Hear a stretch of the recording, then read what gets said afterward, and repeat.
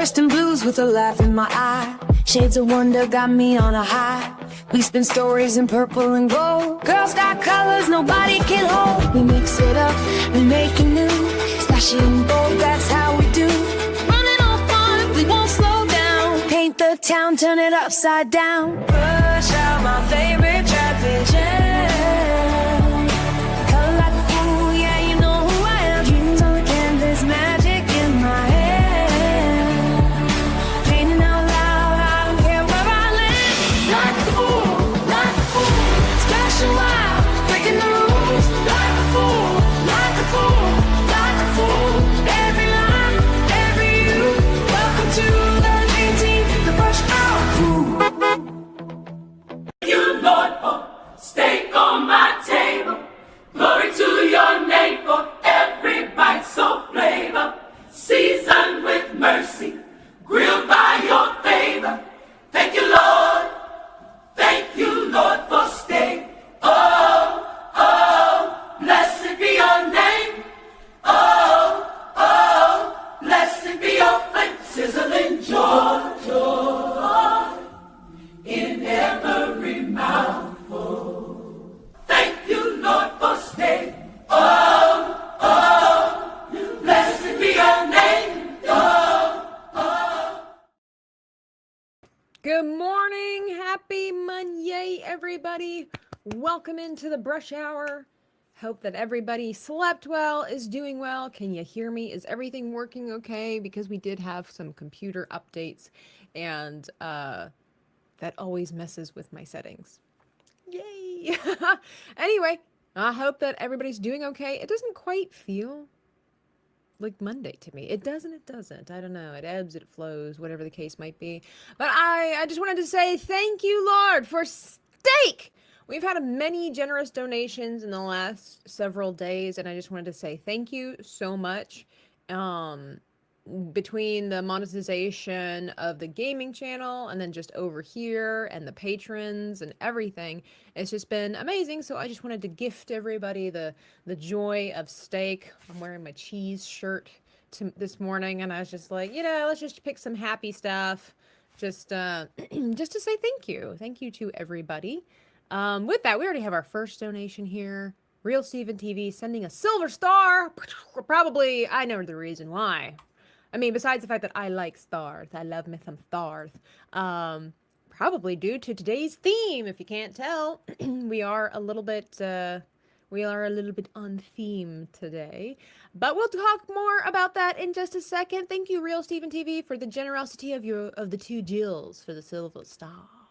We appreciate that. Thank you. DL was here this early this morning. Excuse me, with Everton, the kitchen sink. Got the morning phlegm this morning. It's back with a vengeance. I apologize. You're gonna hear me go quite frequently.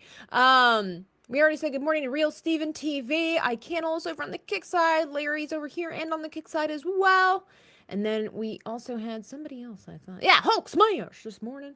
I have my glorious elixir of life in my cup from Germany. I've been to this bridge. It's a Roman bridge. It's if I'm not mistaken, I believe that's the right one. There is this leftover bridge from the Roman Empire, just casually tucked away in this little tiny town. It's just there. Nobody cares.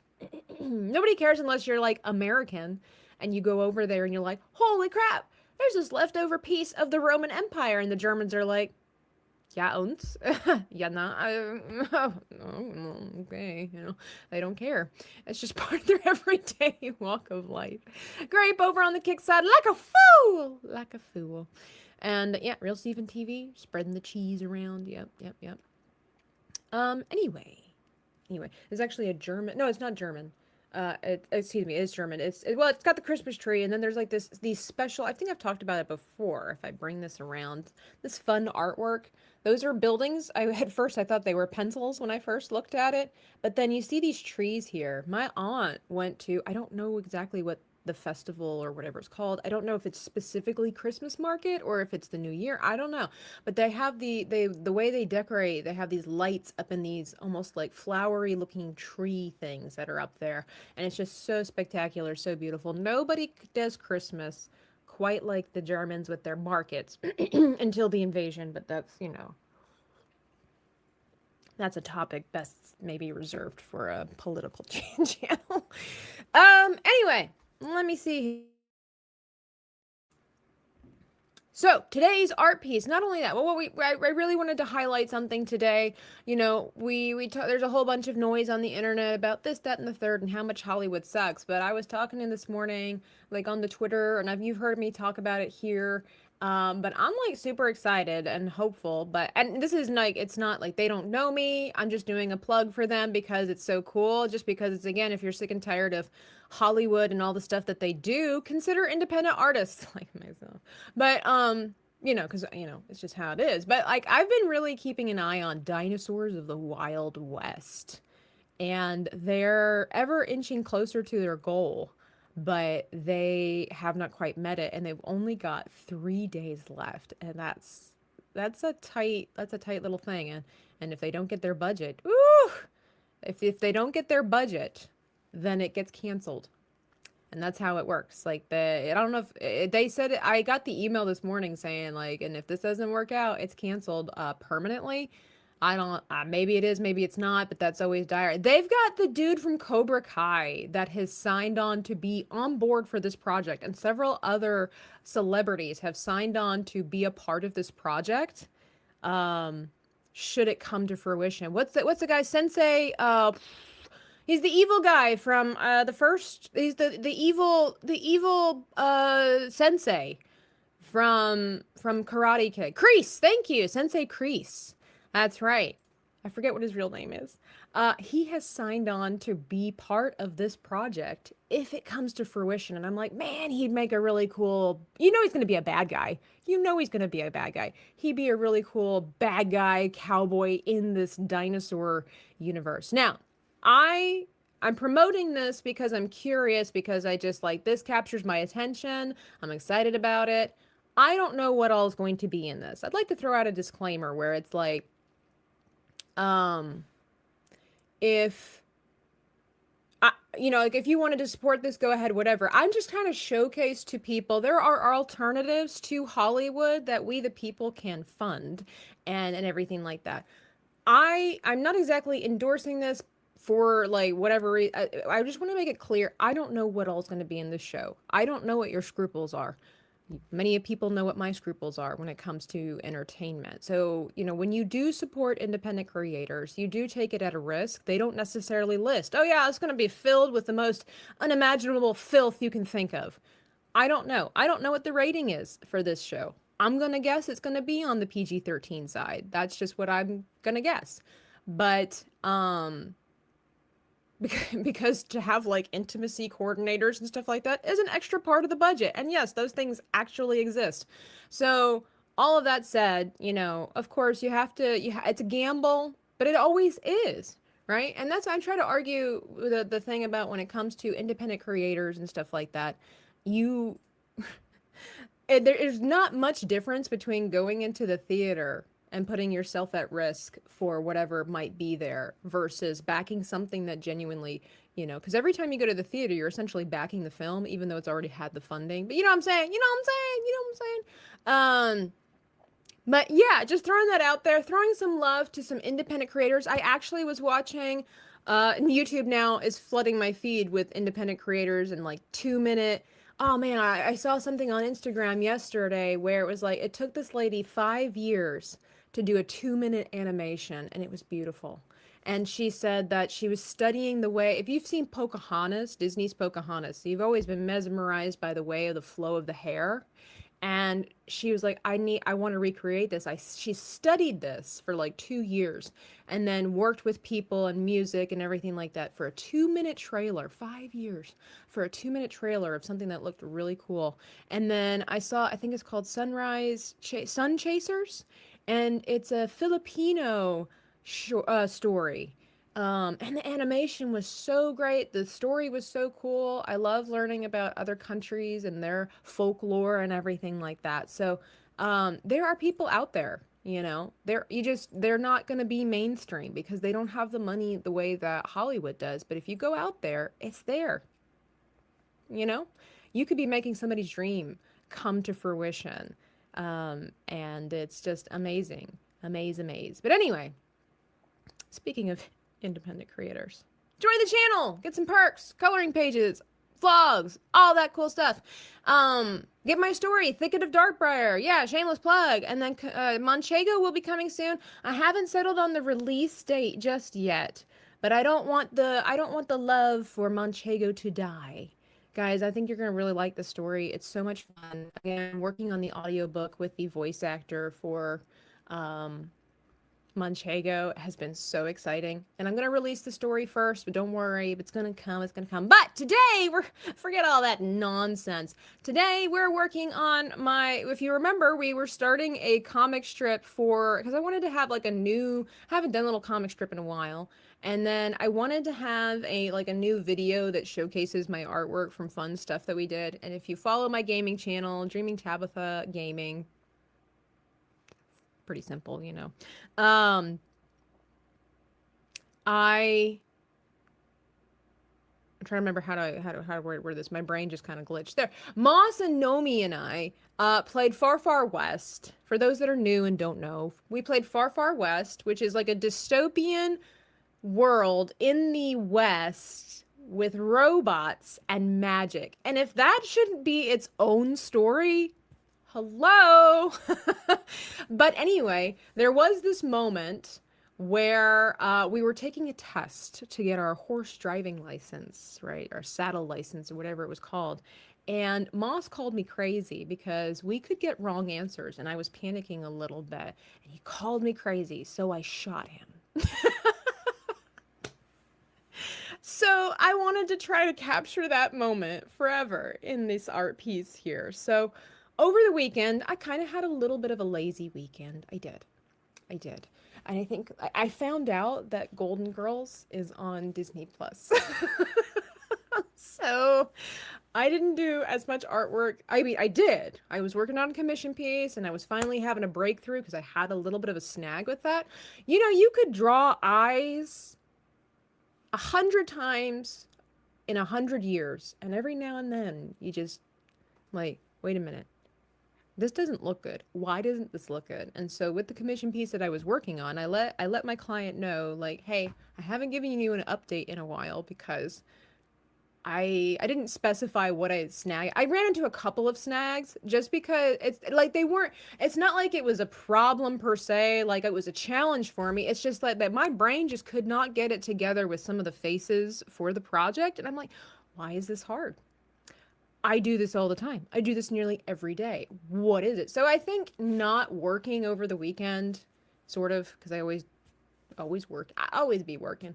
Gave me, and just having a lazy day, watching Golden Girls and some other movies and stuff like that. I'm like, okay, let's just have a reset. So we're back. And so this is as far as I got yesterday. And I know that both characters look the same over here. So let me just, we'll just walk you through. So here we go. Here's me, hairless, which will never happen. Hopefully, God, hear me out. But these, I had the rough. What I'm doing. Hang on. We did the rough sketch last time to figure out the placement for everything. And then I started to work on the refining aspect. This is like phase 2. Now, sometimes in my artwork, I can go from sketch to refinement to ink. I have a sneaky suspicion that I might need to have phase 2 of refinement. So it's the sketch, refinement, and then refinement again before I get to inking. But we'll see how that goes. Sometimes I combine them, but it is what it is. So over here, if in the story, so with the first panel, I wanted it to be where we're taking the test and I'm panicking because we don't know the answer to this. So over here, I've got Captain Mouse, and this is a basic chibi situation. We don't have the thunder thighs, we don't have the glasses, it's all that stuff. And I've just copied and pasted what I already created to create Nomi back here. And then we're going to redefine the face and everything, of course, to make it look more like her caricature that I've drawn previously. And then we'll work on some outfits and stuff like that. So right now we're basically trying to just get the general physique of each character, and then the facial construction. Then we will add costuming, and backgrounds and things like that. Sometimes I jump around. That's just what you do. You just kind of jump around before we move on to Conquistador Moss for some reason over here calling me crazy. So this is today's project. So, we'll see how that goes. Oh my goodness, we just got another donation. You, Lord, for steak on my table. Glory to your name for every bite so flavor. Seasoned with mercy, grilled by your favor. Thank you, Lord. Thank you, Lord, for steak. Oh, oh, blessed be your name. Oh, oh, blessed be your flavor. Sizzling joy, joy in every mouthful. Thank you, Lord, for steak. Oh, oh, blessed be your name. Oh, oh. And if you're new around these here parts, if you get a menu item from the bottom tier here that's of equal or lesser value, you buy one and get one free of equal or lesser value, and it's been left up to me. So we're gonna go with the sweet Only spot. $1 to hit the sweet spot. Only $1 to hit the sweet spot. Sugar on my fingers, glaze on my chin. Cheeto deep fry. Only $1 to hit the sweet spot. Couple pennies in the cup, crumbs on the floor, crumbs on the dash, crumbs on my shirt. Give me sprinkles, give me jelly, give me plain. Only $1 to hit the sweet spot. Only $1 to hit the sweet spot. Sugar on my fingers, glaze on my chin. Cheeto deep fry. Only $1 to hit the sweet spot. Dollar bill, sugar bill, $1. That's not sweet spot. Cavantino, good morning, says, now I seem to see a chibi version of Sevi, Nomi, Joe, Rosie, Maria, and Tabitha as Golden Girls. Well, if you want to commission a piece, that would be something completely different. I don't know that I have the time and currently don't have the interest to do that. Night Saber, good morning. How are you? Hope you're doing well. All right, so let's grab. Thank you so much for the generous. I know I need to start drawing. Otherwise, Maria's gonna come out of the woodworks and be like, "I thought this was an art channel." Whatever. But thank you all so much for your generous donations. It has allowed me to open up a world of pure imagination. That has been my dream for over a decade. Well over a decade. And I have so many more plans for the future. I have to limit myself for the present so that I can become limitless in the future. And I have so many ideas, and I'm like, how do I make this come to pass? And it's just like, start small. Develop what you have, which actually goes into the sermon that I heard yesterday. The church, the message was so good. Let me share as we draw. And maybe that will help somebody else. We always need to be spreading the gospel, the goodness of the gospel to everybody. The good news. But it's kind of like a hard lesson, but it's a needed lesson. I feel like I am over too far. Nope.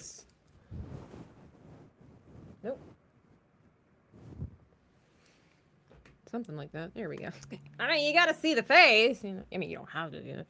All right, let me before we walk through what we learned yesterday, let me get my bearings on this. I'm going to get my picture of, I'm going to get rid of this. I don't need clothing. You guys, also, let me see. Where's a picture of Nomi?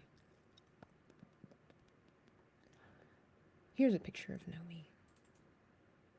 Well, my picture of Nomi. Oh, let me get the one of Nomi and Moss and myself. Wait, that's not it. Hello? There it is. That way I have my reference for Narmi. I have too many things on my mind. So, it is what it is. Got some really cool stuff coming this week. I'm going to do my best to get our Pokemon Sharkmon video challenge up this week. If I don't have it this week, it will be available next week. You guys get to showcase your artwork where I challenged a 9-time Pokemon champion to look at your artwork and mine and see if they can guess what was the inspiration. And I want to let you guys know there was some tripping.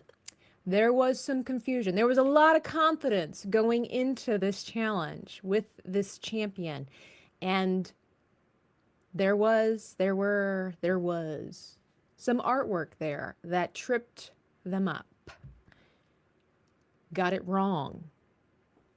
You did that. The champion got all of mine. I was shocked. Champion got mine like that. I really thought it would trip him up. No. You out there did the work that I could not do.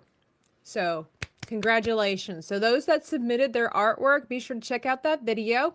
And we should have a secret word like we've done before.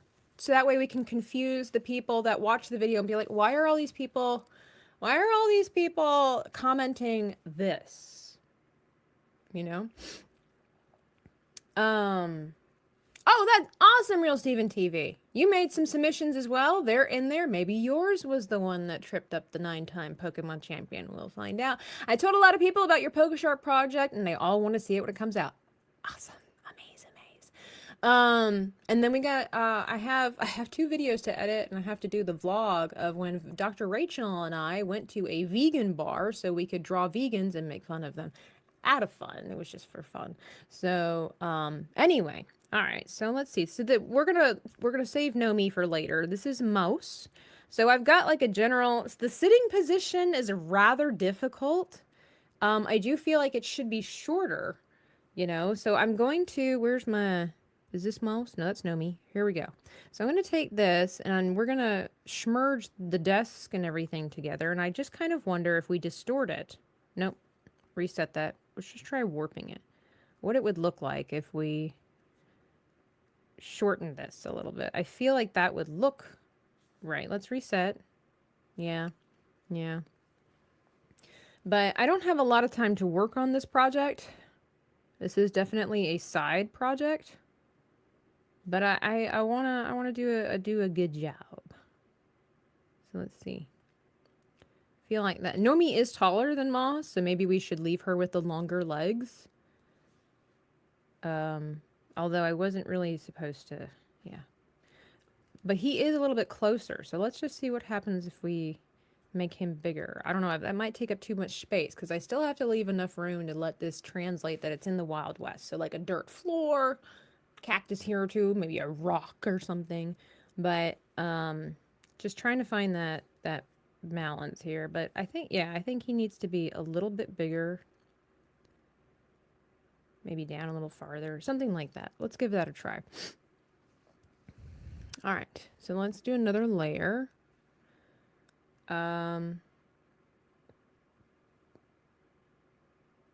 Clothing. Moss is pretty done from what I usually do with Sir Moss. Oh, he doesn't have his hair. Well, that's because he doesn't have any accessories and stuff like that yet. So let's let this be the accessories. So we're going to change this color to red, Canadian Bear red, as I like to. I need to make a post and update on Canadian Bear, too. It's coming along. Not as quickly as I'd hoped to, because I fell behind with certain things and I had to reprioritize stuff. But I'm like, darn it, I need to finish this. I've been talking about it forever. And I have taken it very seriously, but it, you know, life gets in the way. All right, let's do this. So Moss's glasses, I usually have, let's see, do this. Let's get this started, and then I'll tell you what yesterday's sermon was. It was so good. Let's see, they go over his eyes like this. I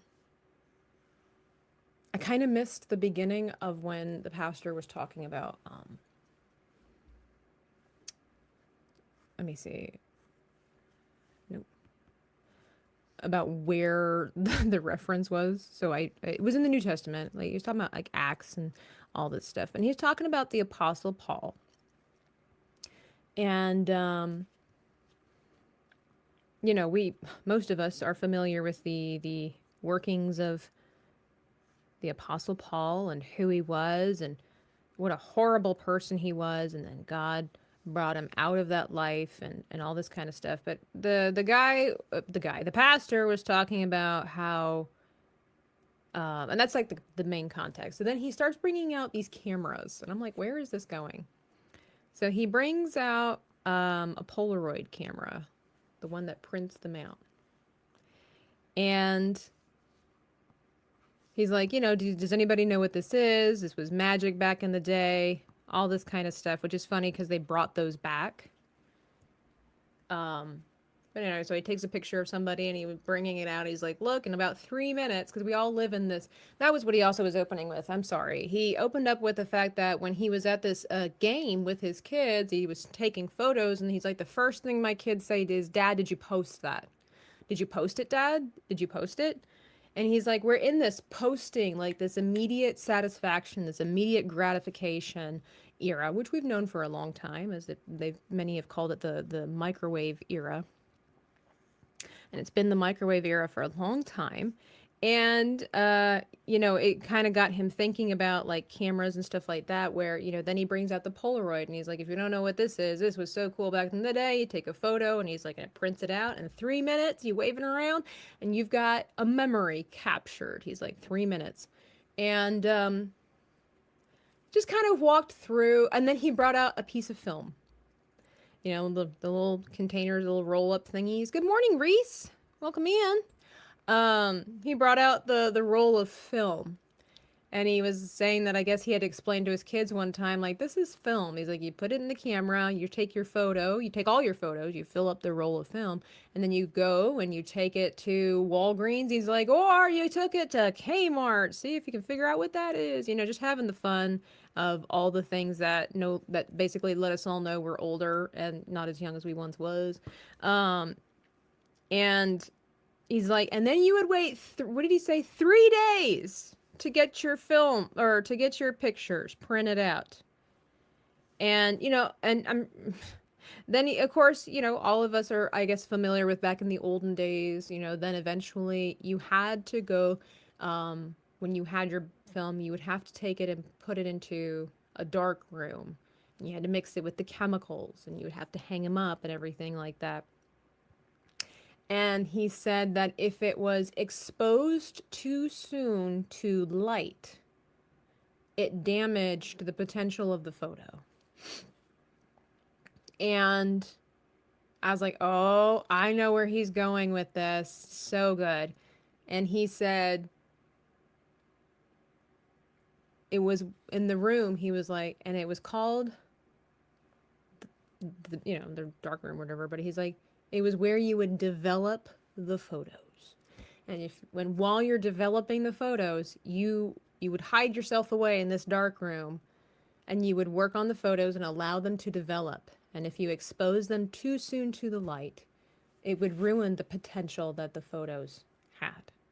It ruined the developing process of the photos. And I'm sure many of you understand where this is going. And then he was using Paul as the example. And he's like, so often in our Christian lives, we're so ready to get from here to there. We are skipping the entire process of development. We are wanting to have the light and all this kind of stuff too soon. We want to be seen too soon. And there is a reason and a purpose for the darkness, for the seclusion, for the development to get from here to there.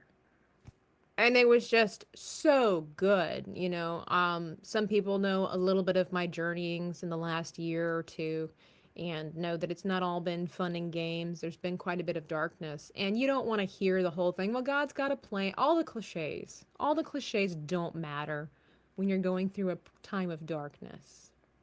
God's got this. Just be praying. All that stuff. And he said, sometimes you just have to get away from the noise. Turn everything off and just go and seclude yourself in the darkness, in the developing room. Just you and God. Just get away from everything. And during this process, just go through it with God. Excuse me. Allow what needs to take place the good, the bad, the ugly. Allow what needs to take place so that when it's time, you can develop properly and you can be exposed to the light and it won't damage you. Um, I thought that was really beautiful analogy. It's I could be for anything. He's like, you want to be if he's like, if you want to be a type of Paul Christian, you gotta wait. You gotta go through the developing process.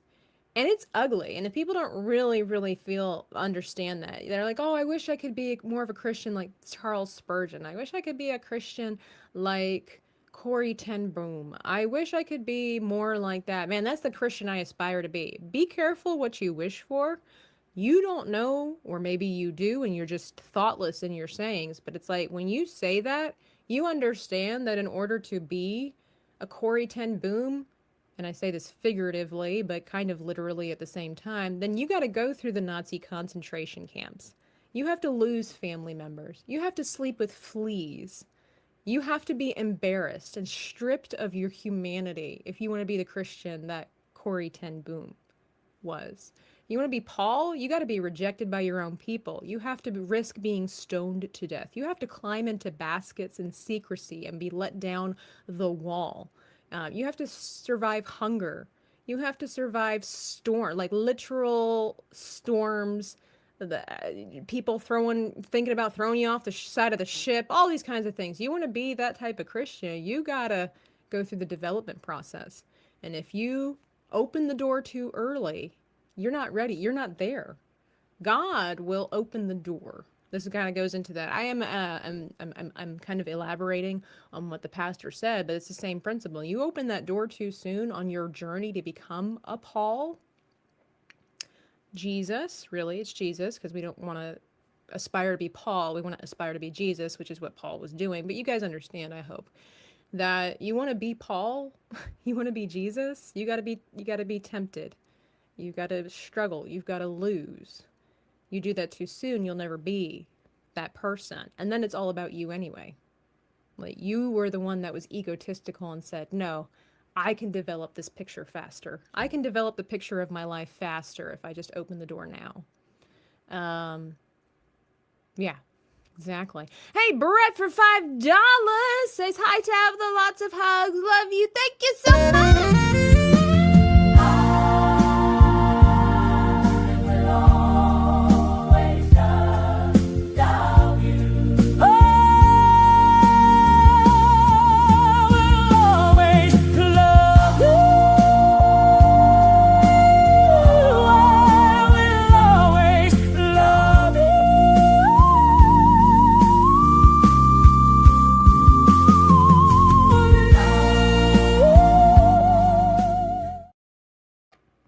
So it was really good. So I think about that with like my personal application about, the stories that I'm writing, the things like I've always had a dream to, I feel like I need to, I think I'm going to wait with Moss's hair until I get the hat taken care of. Otherwise it's going to throw me off. So we're going to clean up here. So I like Moss, everything about Moss right here. Got our glasses on to help tell the story. He's working hard, got his tongue out, scribble, scribble. So now I think we can start working on his outfit. Yay! Guys, what kind of cowboy should Moss be? What kind of hat? Let's have a look around. But just for myself, where it's like, don't rush the process. Like, when it comes to YouTube and social media and stuff like that, you can have the grandest of ideas. Kind of like we saw with dinosaurs and, dinosaurs of the Wild West, and all this kind of stuff, the Guild and all these different things. It's like you have to make people fall in love with what you do before you can do more. They have to, there's an element of trust there. People need to learn to love what you do, like you, trust you with what you're producing, know it will be quality, whatever the case might be, whatever the reason is that people follow different people. And that's a process. That's a long process. And you have to rise, you have to fail, you have to do trial and error, like with my artwork and everything that I do. So I might have a lot of great ideas, but if I'm not ready yet, if I'm still developing in the process, and then I just go ahead and just like say, oh, okay, well, here's my giant idea. I won't have the money. I won't know how to market it, which I'm already bad at, and I acknowledge that. You know, I'm on my journey of getting better at art, getting better at release, better at marketing, like all producing, all this stuff, knowing what I can and cannot do, learning to say no. And if you do all that too soon, if I open the door of opportunity too soon, but it might be the door of opportunity, it doesn't mean it's the right door to walk through, you know what I'm saying? So it was just a really good message in I like that it was applicable. You know, a lot of times sermons can be so cliche and we've heard them all before, but this was like something you can apply in your spiritual walk as well as in your personal life, you know. I like that. Hey, Stephen Young, good morning. Good morning, good morning. Moss should have a bowler hat. A bowler hat. One of my older brothers recently stopped talking to me due to my support of a certain current president. Definitely know what you're talking about. Yeah, it's, you know, it's not an easy road. You know, we have to deal with the consequences of our actions, whatever they are. And we can't control what other people do. Oh, this guy's really cute. But if I do this, you can't tell it's moss. It's like one of those hats that's really tall, but that's like dragged down like this, which is super cute. But I don't think it's going to work well for moss. So here's some hats. So bowler hat. Now, I don't know all the different types of hats. And this is going to be a fun project because I suck at drawing hats. So let's see what we got here. So a bowler hat. Hang on, let's type that in. By the way, oh, I spelled that wrong. By the way, tomorrow, if you haven't already, you can get notified for tomorrow's brush hour, as we are going to be, you guys remember that pause art challenge that I created? OC pause art challenge? I'm going to do it tomorrow, and that's going to be the start of our new OC. But I'm probably going to need your guys' help with different elements, so be sure to be there. Be there or be square. And good morning! We finished Shark Week. Oh, I left my Shark Week project in the other room. My whale shark coffee cover coaster. Oh well, I'll show it tomorrow. Let's see. So what would this bowler hat look like from the side? Oh, there it is. Okay. Well, all right, let's give it a shot, shall we? I'm not good at the hats. Hang on. Let's reposition here. All right. We might end up making our own version of this hat. So, you know, let's just see. All right. So that's it. And then we kind of have a little bit of this. And then he said, so then it's a little bit squared, but not really, because then it gets rounded.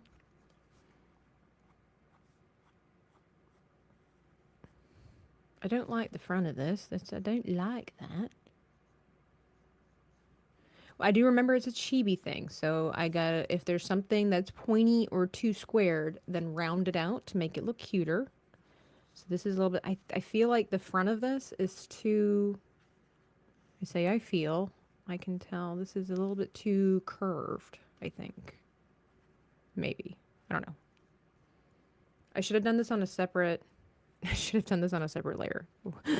Mistakes were made. All right, hang on. Let's get rid of this. Okay, so then we do this, get rid of that, get this, and then we get rid of that. There we go. Now we can maybe, we can alter the hat as needed. Because I do want, Moss, when I do his chibi, the thing that I do for Moss, kind of like, everybody's got a thing, right? Like a feature that I do. So like with Sevi, I always have like a little bit of her roots showing. With Moss, because he typically wears a hat, he wears a backwards hat, I always have a little bit of a tuft of hair coming out. Nomi gets, well, usually with Nomi, I have her hair parted on the side, and I usually kind of put a little, even though I don't think I've ever seen her do this, I don't know why, but I kind of put a little bit of like a illusion of a braid to the side, and a specific cat's eye for her character. So everybody's always got like the thing. So I need to make sure that I have enough room for Moss's little tuft of hair. I did finish. No, DK was bitten. Oh. Well, that's what happens. Yep, yep. There's an inaccuracy, says the Fantastic Sarcastic. Moss is tall enough that his feet touch the floor. I know. You know, we should probably, you know, make his feet shorter, but it is, you know, it is what it is. Oh, the best way to start your week is with watching Tabitha. Thank you. I try to be a decent person. Don't listen to Fantastic. Well, I like this hat choice. I do. I think this could be a good hat for Moss. It's better than my Conquistador helmet for some reason that I made. I do think that maybe I need to...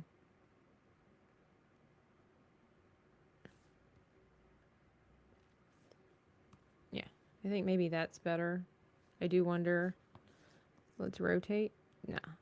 We can cover up a little bit of his ear, because then just type... Maybe we could do the little tuft that I do for Moss. It'll be a little over, but nevertheless, it's there. So we've got a hat for Mouse. Now let me get this back up here. Like, what about... Let me go back to this chibi cowboy things. Like, I do kind of like it to be a little more on the rustic side. We's cowboys and all that. So let's... Whoa, no. Clean that up.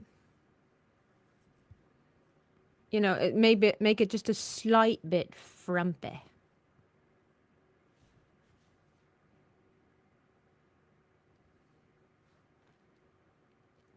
Now, tomorrow is also Hot Take Tuesday, and I may or may not have a hot take. Now, I have a hot take right now, so I'm going to share that with you right now, and then we're going to see if my hot take will change.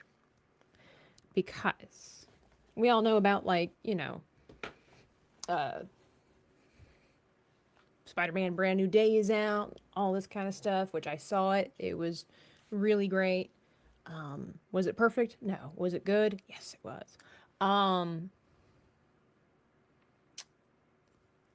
I have never been a fan of Tobey Maguire as Peter Parker. I know.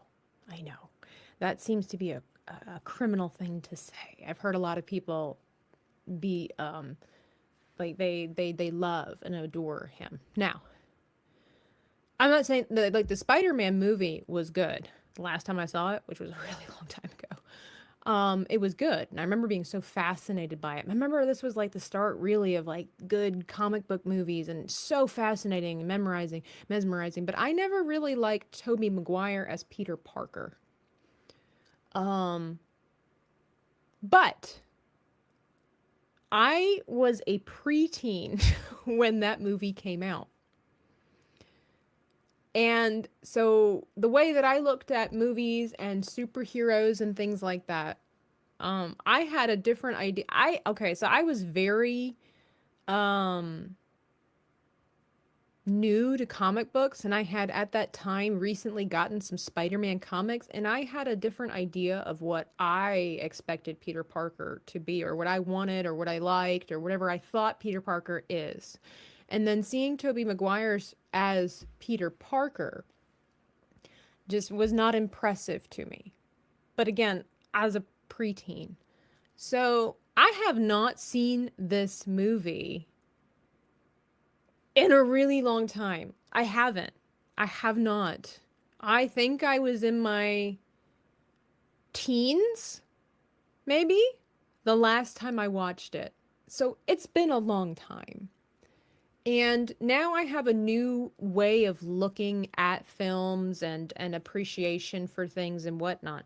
So I'm going to revisit the Spider-Man film today at some point, and I want to reevaluate my take on Tobey Maguire.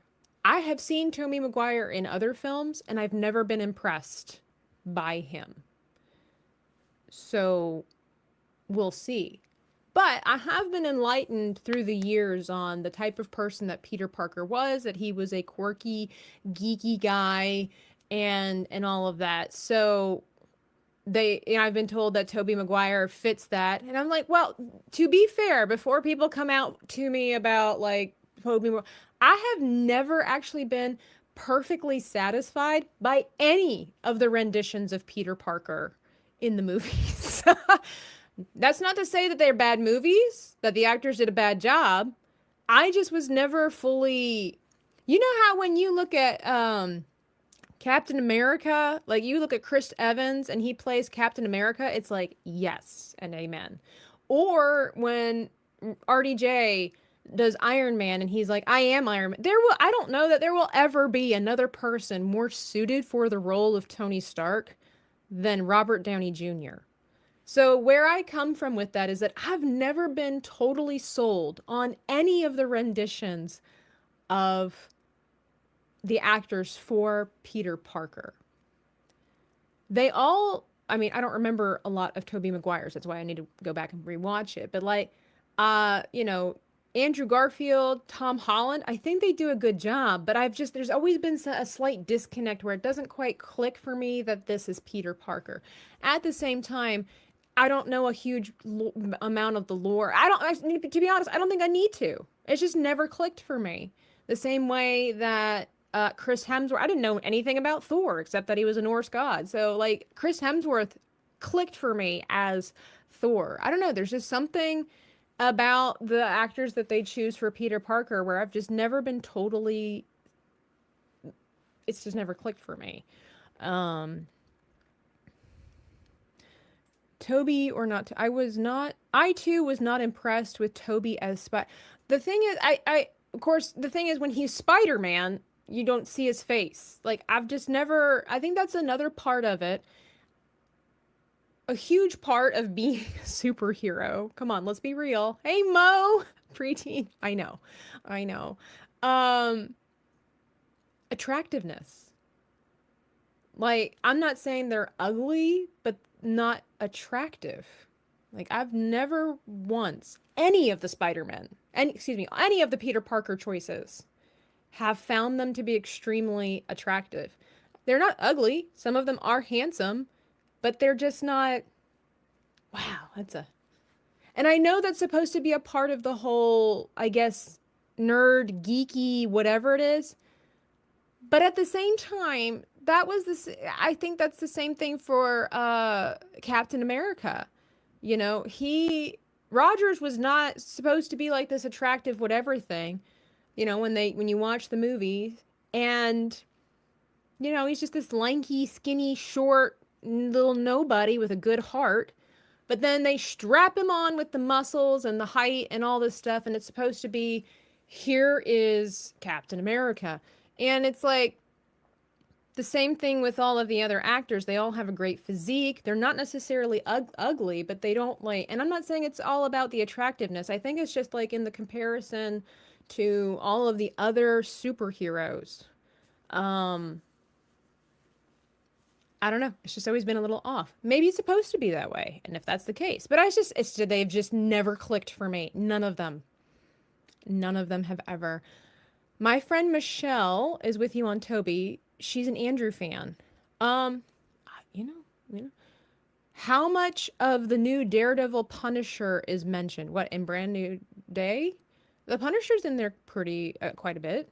I don't remember any mention of Daredevil, but I could be wrong. Hey, single guy cooking, fedora, Indiana Tabitha. No, this is not a fedora. I don't know what the name of this is, but I don't think it's supposed to. Maybe it is. I don't know. I'm not a hat person. Like, I don't know the names. You rewatched it on Saturday. I don't think your opinion of him will change. Well, it might. Maybe. But I don't know. That's what I'm saying. I was a preteen when it came out. I was a teenager, I think, the last time I saw this. You think very differently as you get older, and you can appreciate new things. Differently. Me now having a better understanding of stuff. Again, I don't want to sound like shallow, but at the same time, it's like maybe when I was younger, it was just like, he's not very handsome, so he's not Spider-Man, or whatever the case might be. I don't know. Whereas I don't know. Hey, R2! Hey, howdy, hey, Tabitha, got your gunslinging glove? I know. There it is. Chris Pratt was meant to be Star-Lord. Yes. My hot take should be, I know it's Monday, but my hot take is that I hate Chris Pratt's voice for Mario. I want the accent. I really do. I say I hate. That's a very strong word. I am very dissatisfied with the lack of Italian accent, whether it's fake or authentic for Mario. It takes me right out of it. Like, I don't even really like Mario in the Mario movies because of the lack of accent. I don't like it. Wait until you meet Robert Downey Jr. What? There's another one? I agree with Tabitha. Peter Spider-Man hasn't really been full quippy while fighting. Now I'm not going to do spoilers, but I will say that I think Tom Holland's rendition of Peter Parker and Spider-Man in Brand New Day, I agree with a lot of people on this. I think it's his best yet. There is a sense of maturity there and a sense of really fully becoming Spider-Man and Peter Parker, in my opinion, in this film that hits so much stronger than in the previous ones. The other ones were fun. This one's a little more serious, and I like it. Mary Jane hasn't been done properly in my opinion either. Okay. You know, of course, we've only had the two actresses. Well, to be fair, there's only been one Mary Jane. Because Emma Stone played Gwen Stacy, and Zendaya is playing, what is it, Michelle Jones? So, yeah, so you just weren't really happy with Kirsten Dunst? Is that what I'm understanding then? But at the same time, now I'm not saying Kirsten Dunst wasn't pretty back in the day. I personally would describe her as more pretty, like, cute. But I will say, now that I'm thinking about it, again, I'm older. You know what? Now that I switched, Toby might grow on me because of the fact that we are so overwhelmed by the hotness factor when it does come to our superheroes that I kind of, now that I reflect, we'll see how it goes. We'll see how the chemistry vibes. But, like, just in my mind, thinking of Kirsten Dunst and Tobey Maguire, Spider-Man, and Mary Jane, it's like, I think they look like nice-looking average people. And that's kind of nice. Maybe that's refreshing. Since we're overwhelmed by all of these hot actresses and hot guys, maybe having really pleasant-looking average people. Maybe, again, I'm older now. Maybe I'll change my opinion, but we'll see. I'll let you guys know. To be fair, Chris Evans did not look like Captain America in the new trailer. Where's my boy? He ain't even blonde anymore. Well, you know, I'm okay with some creative liberties taken. Like, sometimes, like, maybe they tried blondish hair on him and it just didn't work. I do think they lightened his hair, didn't they? A little bit. Toby just always felt older than he was supposed to be. Andrew Garfield had the best sense of humor with the Spidey quips. Have enjoyed seeing Tom Holland grow from teen to Spidey young adult. Yeah, that's one thing. Like, I do kind of like Tom Holland's Peter Parker because he did feel younger.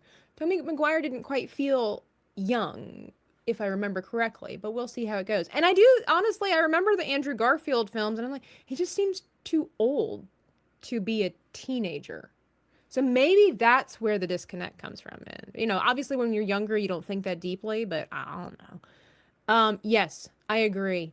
I 100% agree. You really do go from high schooler to not college kid anymore in this film. I think Peter is supposed to be a bit average on looks. I think all three of them fit the bill. I still think Andrew was the best actor of the three and fit the geeky nerd. But yeah, I guess I you know, maybe I just don't have enough lore on Spider-Man, but you know, now Tabitha's making me feel old. In the comics, Peter is taller and better looking than the actors that have played him. Yeah, see, someone like Scott Eastwood visually would have maybe been a better choice, but you know, sometimes the not attractive people are pretty great, right? Yes, they are. Yes, they are. I have met so many wonderful, average-looking people. But that's also, again, I remember, who was I arguing with when, I didn't mean to argue. It was a statement that was made where people were ragging on this one lady. She's a beautiful lady. And it was like, well, but beauty is in the eye of the beholder. And they were like, that is absolutely false. That's a lie that's been spread around the internet. And it's like, no, that's true. Like, it's very, very true. Look at the conversation we're having right now. Like, who am I thinking of? That Chris Hemsworth. Oh no, Jason Momoa. I think Jason Momoa is a very handsome, ruggedly handsome. I don't know what it is about him. Handsome man. I think I do. I do.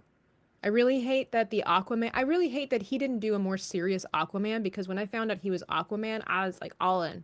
I'm like, oh, he's such a fascinating, attractive man, and I can't quite figure out why. Just is, right? A lot of people disagree with me on that. Like, a lot of women, they're disgusted by him. They just don't like him. There's nothing appealing about him. Blah, blah, blah. Okay, well, that's okay. I'm allowed to think that someone's handsome. Somebody else is allowed to think that they're ugly. It literally is in the eye of the beholder. I have seen, look, I'm to be real. I have seen some gorgeous men married to unattractive women. By the average beauty standard, she would not be considered very pretty. Those husbands don't think so. They think that they're amazing, beautiful, wonderful people. And as it should be. As it should be. Who cares if I think somebody's beautiful or not? Who cares? Shouldn't matter, because it is true. Beauty is in the eye of the beholder. Do you know there's some people that can't stand the color red? But some people, it's their favorite color. Like, come on, people. Like, as humans, let's do better. The RDJJ comment was callback to when you said no one but RDJ could be Iron Man. Oh, you'll do great, Brett. Just be yourself and just know you're probably going to mess up. And it's okay, because we're human. It just proves you're not AI. Yeah, Michelle Jones, right? So we've only had one Mary Jane? Yeah, both MJs have not been great. Emma Stone has been the best love interest for Spider-Man. She would have made a great MJ too. Maybe. I don't know enough. Kirsten Dunst wasn't very dedicated to Peter over the 3 movies. Writer made her I've heard that. Made her too fickle for too long. Yeah, I've heard that. A superhero should look physically fit, not short and skinny. You can be short and physically fit. Tom Holland's not that tall. That dude has the body of a Greek god, which is really weird because he has such a young face, so it's just kind of like disconcerting. It's like when you see those, like those 10-year-old gymnasts that have like the washboard abs and the really great arms, and you're like, okay, the body looks too adult. Like, so in a sense it's attractive because it's masculine, very masculine looking, it's very grown-up looking, but it's on the body of but it's with the head of a 10-year-old. This is weird. I don't like this. It's out of place. Andrew had the worst scripts. Andrew was too tall and lanky to be Spidey. Didn't seem right. See, is that I'm assuming that's based off of the comics, and maybe that's what it was. He just didn't seem like a teenager. He seemed like a college graduate, like still young, just not, Spider-Man is 5'10" in the comics, taller than the average, but not very tall. I do feel like some of that can be too picky, like obviously if he would have been 7 foot, very obvious, but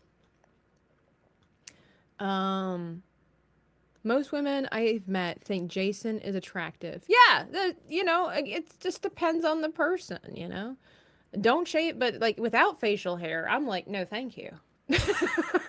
See,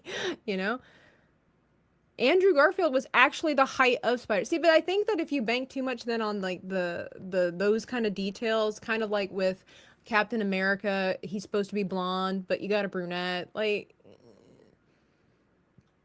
I don't know, man. I always find the actor who plays Lizard Man, Luna Lovegood's dad, to be incredibly attractive man, but he always plays wacky roles.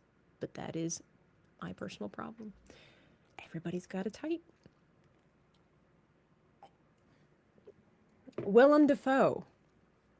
I would not label him as attractive, but I do find him a very fascinating specimen. Like, he's attractive in a way that's so different from the regular attractive. Like, I'm attracted to him as far as attracted to look at him, but I'm not attracted to him. Like, he's such a unique face and the voice, and it just makes such a great villain, but I'm not attracted to him. Does that make sense? Logical Spark, good morning. Nagrinol! You came in at just the right time. We're talking about nonsense. This has become Superhero Man Crush Hour with Tabitha. That's right. Look, if I had to choose one, there can only be one. Thor. Although what makes it hard is that Captain America is all about America. So, you know, that makes it real tough. The actors for Punisher and Daredevil are both 5'10". I'm 5'10". Does not compute. Yeah, when you say it like that. Hugh Jackman was taller than the comic. Yeah, there you go. Perfect example. Hugh Jackman is considerably taller than Wolverine, but nobody complains. That I have heard of, but you know. What's new? Not much. Not much. What's new is that what's not new is I have not gotten any further in my art piece than Moss's glasses and his hat. All right. Nah, I get the Willem. Hey, it's Willem. It's Willem, Anne. Wow, what a poser. It's Willem. I forget what his real name is. Willem, not William. Not William, not William. Willem. Why, you ask? There's a whole wiki page for it. All right, so Moss's outfit. So, you know, typical cowboy attire. Should we just give him like Jesse from Toy Story? You know, like cowboy print shirt and whatever the case might be. I'm not going to focus too much detail work on Moss. Okay, so this is going to sound terrible, but you guys have seen in my previous comics, Moss's physique. Let me get, you know, because our great, wonderful, fearless leader, Moss, does tend to do the lifting and the working out.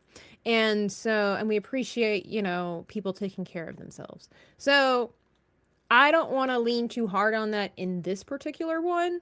But maybe when there's like more of a close-up of him, we can get more detailed, because otherwise that maybe it will take away from, I don't know, we'll find out. Sorry, I'll fix the fan club. Anne. I love Anne's sense of humor. Jesse, not Woody. Well, Woody has the yellow shirt with the stuff. I don't know, I just was thinking maybe Moss should have like the cowboy patterned shirt. They got it right with Christopher Reeve as Superman. I need to rewatch those too, because I haven't seen those in a very long time, and I don't remember a lot about them. Except that Christopher Reeve did look amazing. Amazing. DL has hit us with the 99. Only $1 to hit the sweet spot. Only $1 to hit the sweet spot. Sugar on my fingers, glaze on my chin. Cheeto deep fry. Only $1 to hit the sweet spot. Couple pennies in a cup, crumbs on the floor, crumbs on the dash, crumbs on my shirt. Give me sprinkles, give me jelly, give me plain. Only $1 to hit the sweet spot. Only $1 to hit the sweet spot. Sugar on my fingers, glaze on my chin. Cheeto deep fry. Only $1 to hit the sweet spot. Dollar bill, sugar bill, $1. That's not sweet spot. See, we may maybe put like a bandana on Sir Moss a lot. That might work. And then Brett with a 5 from the words of Chris Evans. Flame on. I mean, Avengers, assemble!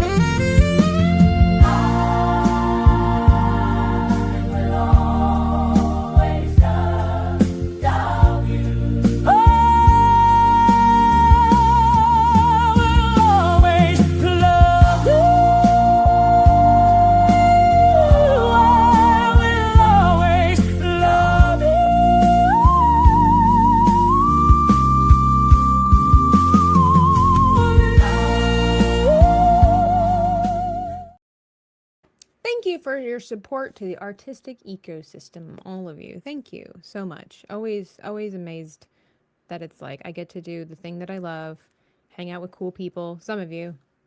So I'm still pondering the rest of you like I do Toby Maguire. And thank you. It means a lot. It does. It means a lot. Samara Weaving has always been gorgeous. I like her for Emma Frost. Who the freak is Samara Weaving? Hang on.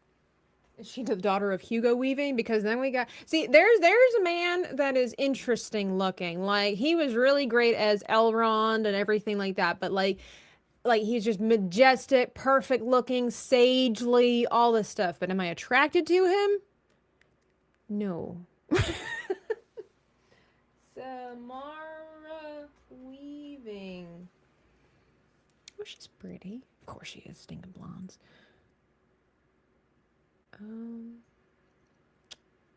That's a good-looking pregnant woman. I'm telling you what. Some women just thrive during pregnancy. I had a cousin like that. Like, she just glowed.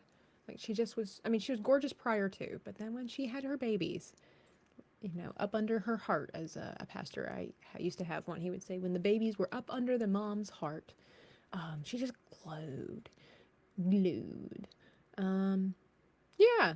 I mean, she's giving a little bit of Margot Robbie vibes too. Like, I think that if you would have just like quickly in passing, some of these photos would have been like, here's Margot Robbie. I'm like, oh yeah, sure. And then I'd be like, is that Margot? Oh, these must be younger versions of Margot Robbie. Yeah, she could play. I mean, she's a gorgeous blonde. Of course, she's perfect for Emma Frost. It's not really hard bar to reach, you know. John the Just, good morning. I have no idea who Samara Weaving is either, but she sure looks like, yeah. So I'm not up to speed with a lot of newer folk. I'm not. Like, they talk about, like, all these new actors and actresses and whatever, and I'm like, who are they? Like, I don't know. I don't know who these people are. Yeah, no, gorgeous. Gorgeous. Blonde Tabitha? Never. Never. You will never see me betray my people like that, Freddie. Good morning.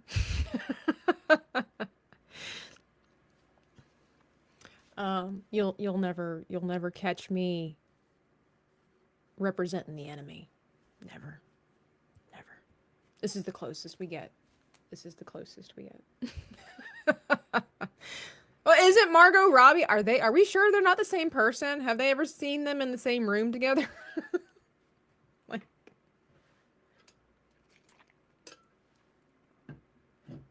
you can never get past Margot Robbie's psycho eyes. She has very excitable eyes. Like, she knows how to translate that so well. Like, she was the perfect Harley Quinn, in my humblest opinion. Some women who can never be replaced as Batman villains would be Uma Thurman as Poison Ivy and Margot Robbie as Harley Quinn. I don't think there will ever be another for that. We had this conversation previously. We're not getting very far with Moss. Poor Moss. You gotta run. Work is called. R2, always good to see you. Tell the family I said hello. Hello, hello. I'm going to assume you're taking little Spidey, or you already have, to see Brand New Day. I hope he loves it. Hello, Tim F. Uma did an outstanding job. There will never be another. Now, the thing is, like, sure, we could find another sultry, hot gal to play Poison Ivy. Sure, but I think that's part of the whimsy for me. I say the whimsy. I think that's part of the attraction of Uma Thurman, is that she just... There was the whimsy to Uma Thurman. Obviously, it was also because of the style of the show, or the movie. And I know everybody's gonna throw shade on Batman Forever and Batman and Robin, blah blah blah blah blah blah blah. I love those films.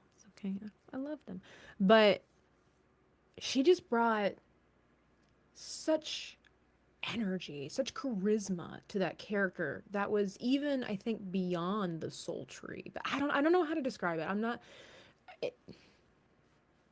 Yes, she was a fine specimen, but at the same time, I think what was also so amazing about her is that I've talked about this before, and this is this is my personal ploy, and there's no shade, no disrespected intended. Like, Uma Thurman is a uniquely attractive woman. She is not your standard average attractive woman. By Hollywood standards. Let me throw that out there. By Hollywood standards. And I don't know, there's something about it that to me I really appreciate how she really went into this character. I mean, they were like, it's not even the same realm. Like, they kind of did what they did. I know that came first, but like what they did with Sandra Bullock in Miss Congeniality. But come on. Even when she was playing the cop, they just matted up her hair and just put less makeup on her face. But Sandra Bullock is still like an attractive, I think, a universally attractive woman.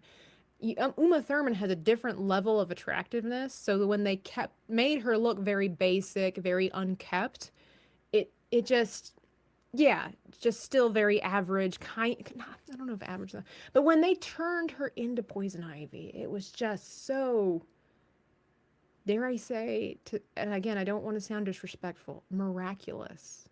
She was so gorgeous in such a unique way that to me goes beyond the average beauty person. Like, you could have a beautiful woman. Like, we just saw that, or I just saw that Samara Weaving gal, beautiful woman. There's no, like, she might not be everybody's cup of tea, but there's no argument. She's a beautiful woman. But then you take somebody who is not graced maybe with the natural Hollywood level of beauty and elevate her. To me, that just goes so much further than Hollywood beauty. Like, she became her own beauty. And I think that's what I love about Uma Thurman, is that she was just such a different kind of gorgeous. She's just so alluring, right? So it's easy to attract guys when you're beautiful. And I know she had her poison and everything like that, but like, that was part of the draw, I think, too, is that Uma Thurman was pretty, but she was able to just become more than just beautiful. Like, I don't know. That's just how I see it. Oh, that's true. Catwoman. Yeah. You know, but you do have Eartha Kitt, though. You do have Eartha Kitt. There's no beauty without some strangeness. Maybe that's what it is.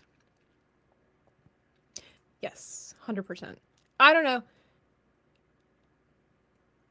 Freddie, you don't know? You don't know about Uma Thurman as Poison Ivy? It's iconic, as the kids say. I think that, okay, so I know. It's a lot of words for me to just say that I think Uma Thurman became such an iconic Poison Ivy because she graced us with more than just standard Hollywood beauty. And this is one thing why I'm not on the train of Henry Cavill. Gorgeous specimen. One of God's finest handiworks, however you want to put it. Gorgeous man. So what? He is like a stereotypical gorgeous Hollywood guy. Boring to me. Boring. Now, that's not to say, again, he's gorgeous. Seems like he's a nice guy. He was a great Superman. Blah, blah, blah. Gorgeous people are so easy to come by in Hollywood. Whatever. I don't know. But when you have somebody that is beautiful, is pretty, but they're not standard Hollywood gorgeous, and then they become something that's above that, that's what impresses me. That's what impresses me. Oh, well. Justin, how are you? You piece of trash. Honorable as it is. Still haven't seen the Michael Keaton Batman movies. Oh. Wow. What are you doing with your time? What are you doing today, Justin? Hot take, I've never found Uma Thurman attractive. Sure. I can see that. She has very unique, but that's what I love. I think because we're in such a world of plastic surgery and facelifts and this, that, and the third, I think that's what I also really love about Uma Thurman, is that she's not the standard Hollywood beauty. She went above it. Like, it, I just love that. I just love that. That's why Armie Hammer was the heartthrob in Man from U.N.C.L.E., not Henry Cavill. Arnie being a bit unhinged was more compelling. Maybe. Uma can act too. In fact, Uma used the method actor style while filming Batman. Once the suit and makeup went on, she acted as Poison Ivy on set until it all came off. I feel like yeah, she was that character, you know? Like that's just I don't know. What do I know? All right, Mouse. What are we doing, Mouse? Let's give you a crumpled. I'm not good. We're working on our clothing. We're working on our fabric. So if he were sitting here, there would be some kind of yeah. Maybe I just was doing the wrong way. There we go. We're gonna give him. We'll give him a vest. Why not? We'll give him a vest. We got the rolled up sleeves because that's what sends the women folk. Men with button up shirts and rolled up sleeves. Check the internet. It's a thing. Now if only, you know, if you want to combine the gray sweatpants with the rolled up sleeves, not a good look, by the way, but that apparently, you know, anyway, all right. And we got our jeans. Yeah, she did play Poison Ivy well. Whether or not you were attracted to her, I feel like there was just something compelling. I think like what Anne would say, like there's just something compelling about her as Poison Ivy that it's like you didn't expect it. And I think that's something that I like about it too. All right. I will die on that hill. I don't think there will ever be a better Poison Ivy. There will be other good Poison Ivies and people want them to really dive into their try to keep it family friendly, but their sexual energy and whatever, but that's easy to do. You can find a hot redhead anywhere who can be seductive. Oh, like it's hard. like that's hard. That's the word I was like. She transcends. She transcended. That's the word I was looking for. All right. That's just my opinion. Take it or leave it. Like, it doesn't matter. At the end of the day, it doesn't matter. She did a good job. She got paid. And it's over. It's Jover. All right. So, cowboy boots. Boots. Let's see. Cowboy boots, they dip in the middle and have the, I mean, depending, we could give Moss just like his own cowboy boots. They don't have to be like boots with the fur. I don't know that song except for on Instagram when they use it for cute doggies. So if it's a bad song, I apologize.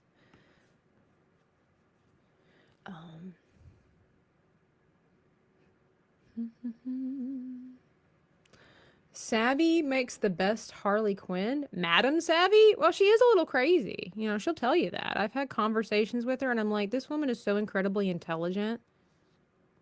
She scares me. Oh, I know Flora. Okay. All I know is that like they'll have the guy singing dun, dun, dun, dun, dun, dun, whatever the first words are, and then they transition to like this cute kind of squeaky voice. Boots with the fur. Like that's all I know. Wow, I think I've given Moss drag shoes, and that's not what I want to do. Poor Moss. Maybe we do the square-toed ones. I don't know how to. The thing is that boots have a heel. Boots are men's high heels. So, hang on. How about cowboy boot art? Okay, so they're elf shoes essentially. I don't like that, but we probably need to make this a little longer.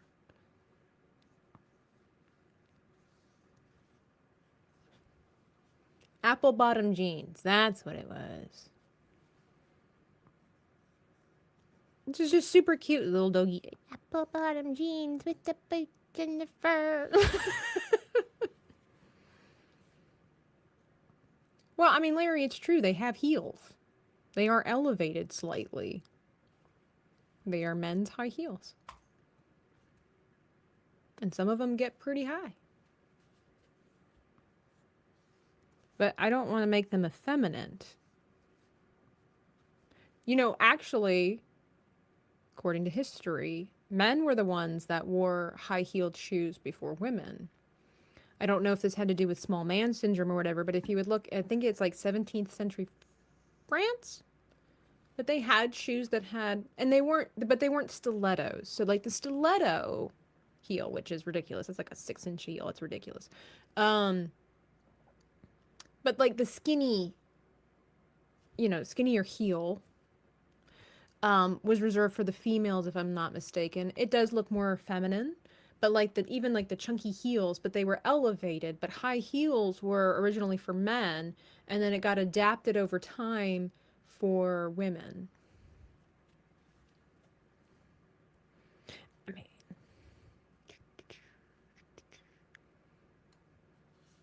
would you say it's like the difference between a skirt and a kilt? Yeah, I guess could be. Could be what the versatility and what it's used for.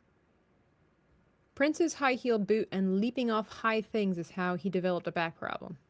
Yeah, anybody would. This stream reminds me a lot of Walker, Texas Ranger. If we wanted them to be sissies, we would have named them Dr. Quinn and Medicine Woman. Only once have I ever seen that movie, and that was like, those two lines were the funniest in there. I've seen Walker, Texas Ranger a long time ago. I were a teenager the last time I saw that.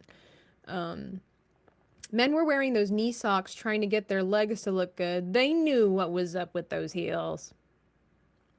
Well, I mean, but you think about it too. You look at men's clothing and stuff like that, and we talk about, oh, this is a feminine, and there is, but it depends on, I'm strongly an advocate for a difference in men and women's attire. It's been like that, and God has that even in the Bible for a specific reason, right? But there are some similarities, like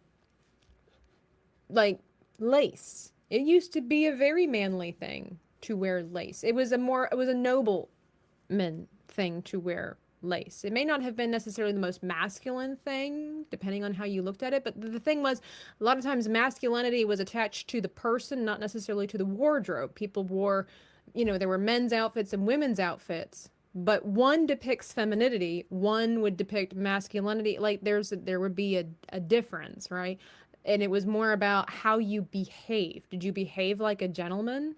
Or did you behave like a lady? So both men and women wore lace, but they wore it differently, and how you behaved, what your title was, what your position in society was, what your work ethic was. Well, not your work ethic, but what your work was that determined if you were a man or female, a male or female. I couldn't stand the women's shoulder pad fad of the 80s. Well, that was basically, you understand that is just a reinterpretation of the Victorian era, or like early 1900s. So it always comes back around. What this had to do, so the reason, does anybody want to know the reason?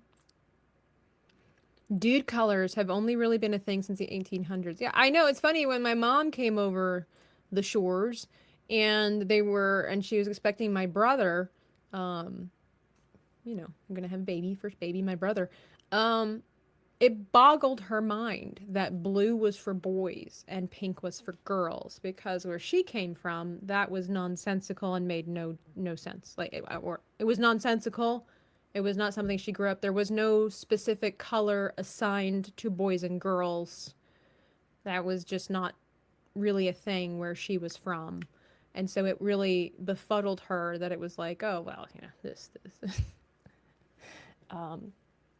It's just how it is,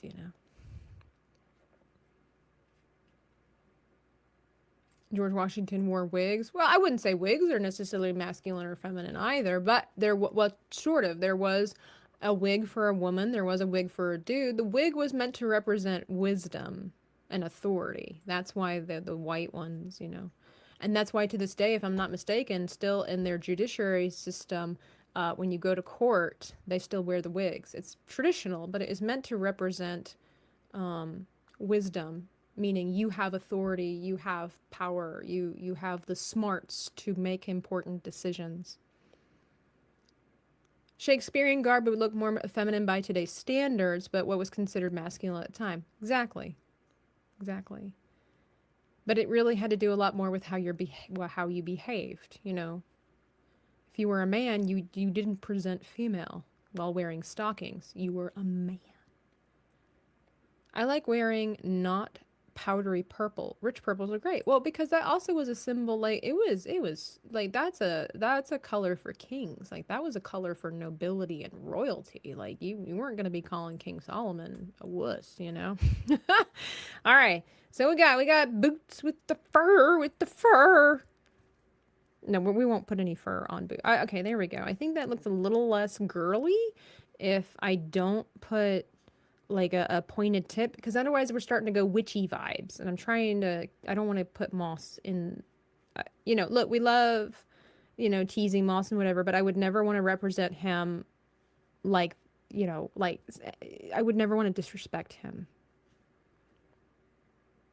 I want to be careful with that. Like, yeah, all fun and games and blah, blah, blah, and people can say what they want to, but like, no, I want to make sure that I'm not disrespecting my friends while we're having fun. There's a fine line there. So, I think that's well, all right. So I think that's a good look for Moss. I don't know. Like, let's go ahead and do these cow patterns. I think it would be fun to have the cow patterns on it, but could he be taken seriously as the leader of our merry band of loot goblins? Or what did we call ourselves? Oh, crap. I can't remember anymore. I know I was Trigger, and Nomi was Fajita or Fajita. Moss. Oh, no. I gotta have to go back and... Like, I don't know. Like, let's have a look here. Maybe the patterned shirt is too much. Maybe it should be a patterned vest, but I don't know. Make Moss a furry jacket. Nah, it won't fit. Banana yellow boots. No. I don't want to make it like too silly like that. I want it to be a little bit believable. Like you gotta make it a little believable. Maybe we should put. Let's have a look here. What about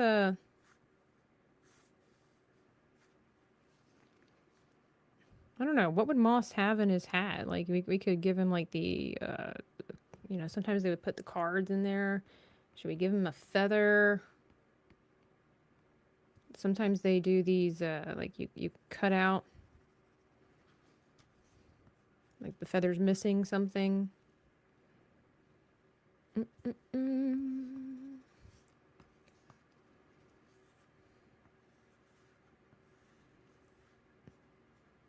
Great, now I have the boots with the fur. I don't know anything beyond that, but it's like just constantly replaying in my head.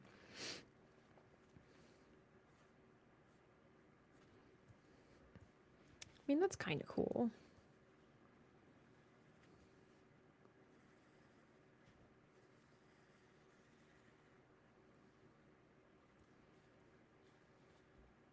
And then, like we gotta...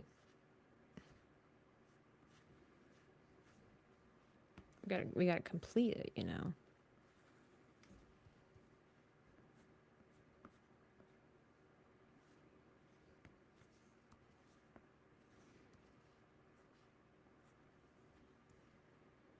I feel like, I believe, I'm trying to correct myself. I don't feel. I think I notice, I observe that his hair would need to come out this way more. Yeah. He's so cute. He does look a little German, though, with the feathers in the hat. Not exactly what I was going for. Hang on. What if we put a little bit of a dip? Oh, we're on the wrong layer. Well, you know what? I think we can boldly go where no man has gone before. Here we go.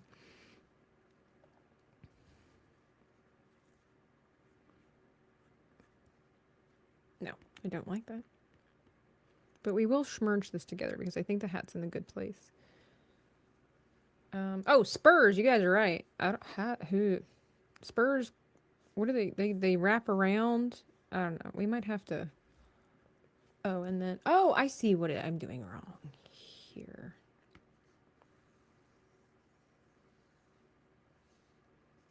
Ooh.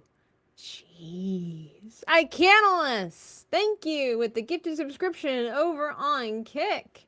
He wants some cheese, which that technically is not cheese though, right? It's...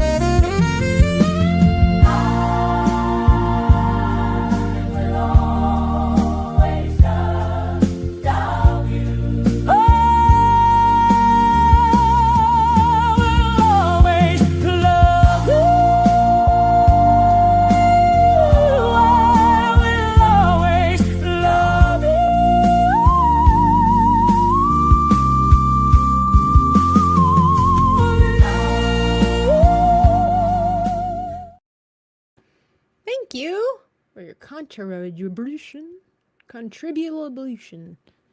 I have to figure out how... I don't like that. How do spurs go on the boots? Oh, over here. Okay. Thank you so much again for your generosity, guys. I know that I need to get back to tomorrow. What's tomorrow? So I've got gaming with Sevi tonight at 8:30 p.m. Eastern Standard Time.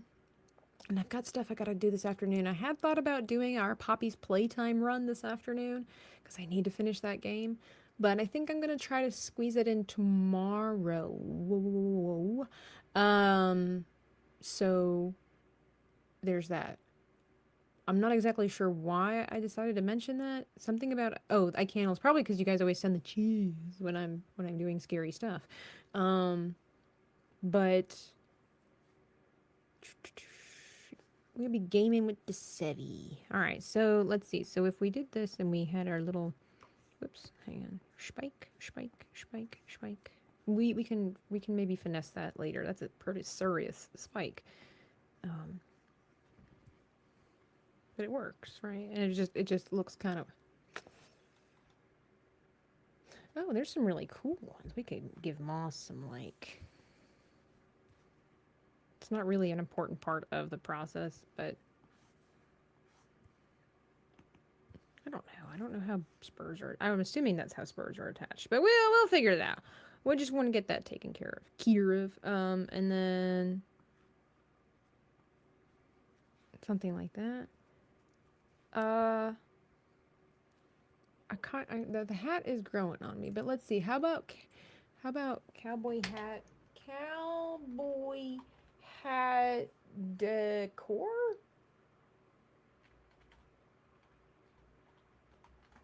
Cowboy hat decorations? Oh, I want Moss to look cool. Okay, well, but putting rhinestones and holographic flowers is not, I don't think that's the right, where do you want it to go? These are ridiculous. Men's, here we go. Ooh, la la, baby. There are a lot of feathers. We could put, like, you know, a cow's head here with the horns, which would be kind of cool. I just don't know if that best represents Moss. It would be kind of cool, though. This guy's got it. Let me see. It just kind of looks weird. Maybe I should just leave him like that. I don't want to overcomplicate it, but I just... What if we had, like, a medallion right here? And I don't know, we'll put something in the medallion, but...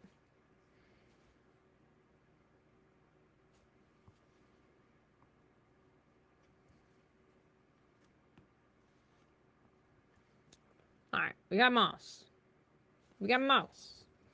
I have a little bit of extra time today, so what I think we're gonna do is I'm gonna replenish my elixir of life. And then I'm gonna try to work on Nomi and her yeah, Nomi, here she is. Nomi's character. So we got Moss, he looks adorable. We're gonna leave him as a little German woodland child. And, but Nomi, oh, we have to take great care with Nomi's character because Nomi's from Texas. And we got to make sure she looks accurate. Indeed. So let's see, what kind of a, what video can I play that's really lengthy? Do I have any lengthy videos? Yes, I do. All right. I'll try and make this quick so I don't have to loop it. But speaking of Narmi.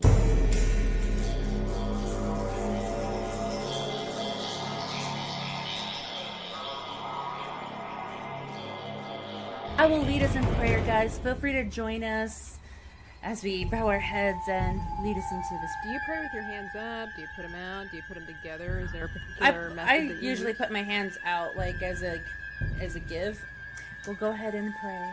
Heavenly Father, thank you for this day that you have given us, that we are able to wake up and rejoice that we are alive and well, and be able to enjoy the little things, which is playing video games with your friends from afar.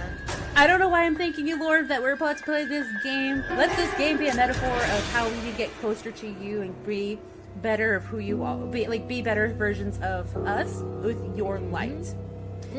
Yes, your word is a light unto our feet and a light into my path. And Lord, that I am now still feeling the effects of what hell may be like, because my sauna of a bedroom is a good example, because my AC is still broken. And I pray that you come through and you redeem me and deliver me from the hell of my bedroom. Oh, that's gonna be us, little barbecue Nomies and Tabitha's. Okay. Oh my gosh, I was gonna hold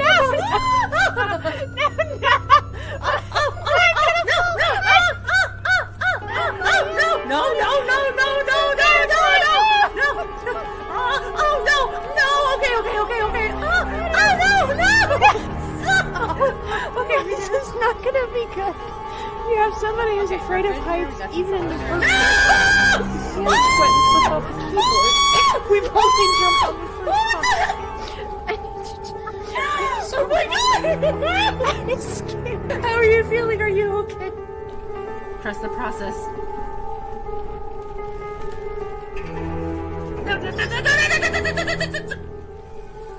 That's us screaming. Yelling at me. Thanks for, making our friendship stronger, man. I feel like we've reached a new level here.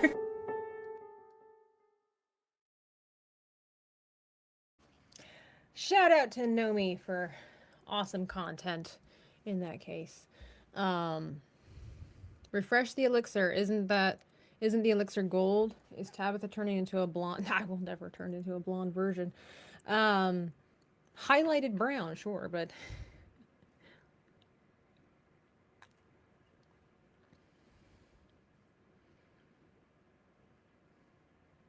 I'm not going to get too deep into that, Caventino. We're just going to go with stereotypes, I think, for the Spurs. That's right. I'm babysitting my parents' dog, and she was staring at the screen as Nomi was screaming. Aren't we? Aren't we all? Okay, so first and foremost, we got to get rid of the standard moss look over here for Narmi. So first we, also need to, maybe we'll group moss together.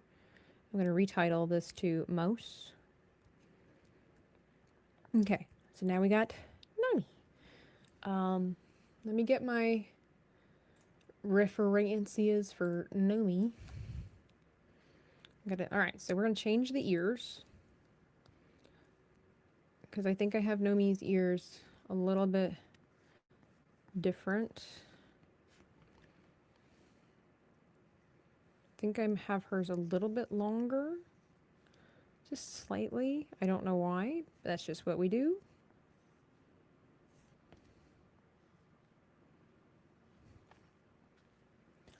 It just kind of helps differentiate between the characters. It's little things like that to help the process. I don't know what facial expression Nomi's going to have, but I have the same type of eyes shape for Nomi, typically. Are you saying Nomi is secretly an elf? No, because they're not pointed. They're just longer, right? Like they're still rounded, right? Otherwise, we would, which will be an option for our OC Pause Challenge tomorrow. Okay, her nose. Have I ever done her nose from the side? So, let's see. I usually just have 2 lines to represent Nomi's nose. I don't want to give her too much of a Sevi nose. That makes a difference. She doesn't have Sevi's nose. Sevi's got a great, not saying that Nomi doesn't, but Sevi has a great nose. At least when I draw it, So that's kind of in the vein of what I do for Nomi. We'll see how it goes. And then we have to have nicer eyebrows because, you know, Nomi has nice eyebrows. Well, the first thing we need to figure out, though, then, is what... Let's see, and I usually give her nice cat eye eyeliner.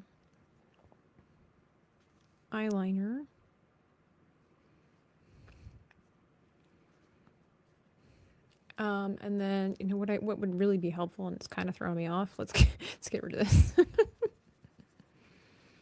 get rid of the eyebrows.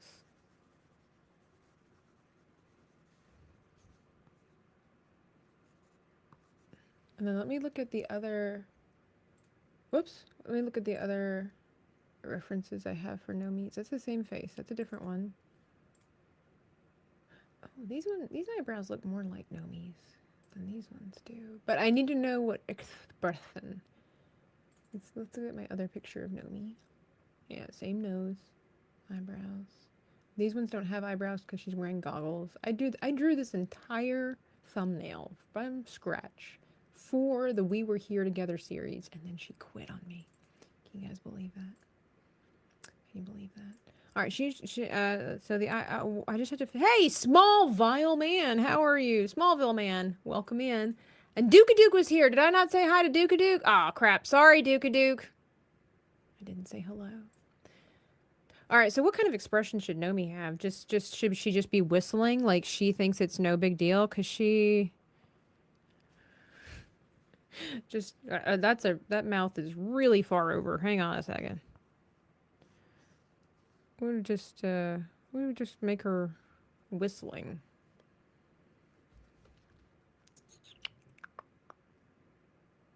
I have to readjust her nose. It's still not quite right, but we're just getting the sketch out. We're just getting the sketch. Oh, there it is. There's my reference. I think her nose is a little bit smaller. I think I usually draw her nose a little smaller. Wait. Oh, I'm on the wrong layer. Okay, hang on. Okay, let's get rid of that. She ain't just whistling Dixie. You know, people don't know what that expression is, Nagranol. Isn't that terrible?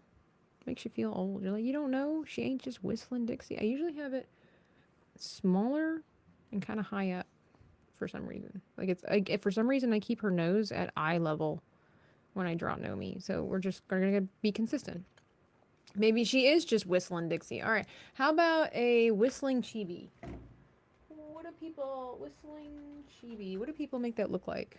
Oh, I've just put... Oh, okay. So that's how you would do that. So yeah, I was pretty on to something. And then you just put like an extra line around somewhere. Let's make it a little thinner. Does Nomi know how to whistle? She just do, you know, just whistling. Should it... Some other people have it where it's like... Yeah, I think that would look weird if I make it with lips. Like, Nomi's not... That's the whole thing, too, is to put that contrast there. I mean, Nomi Moss and I were really trying to figure out some of these things, and Nomi was a little bit all over the place with her ideas of what the answers to the test would be as well. But to really emphasize and carry the story of me freaking out and Moss telling me I'm crazy, I think it would be better to have Nomi chill as well. Like, Moss is working away and he's doing all right. Nomi's just chilling like a villain. So let's get that taken care of. I do wonder if maybe this again needs to be shifted. Sometimes that's just all it takes. Just a shift-a-rooney. Something like that. All right. And then Nomi's hair. Let's get a second layer for that, or separate layer for that. Nomi is as Nomi usually does. She just chilling. She just chilling. All right. Nomi's hair. Usually I have it parted on that particular side. Oh, I didn't do her eyebrows. That's kind of important. So let me get this a little bit skinnier. Oh, that's a big eyebrow. That's a really big eyebrow. Hey, Captain Gerentina. Welcome in.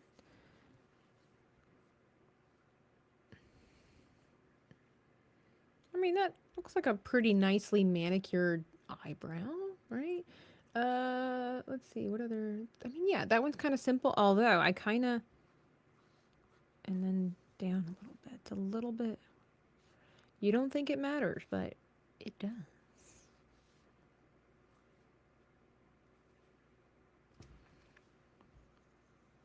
One little pixel makes all the difference. Just to make it look money girl. Oh, money girl.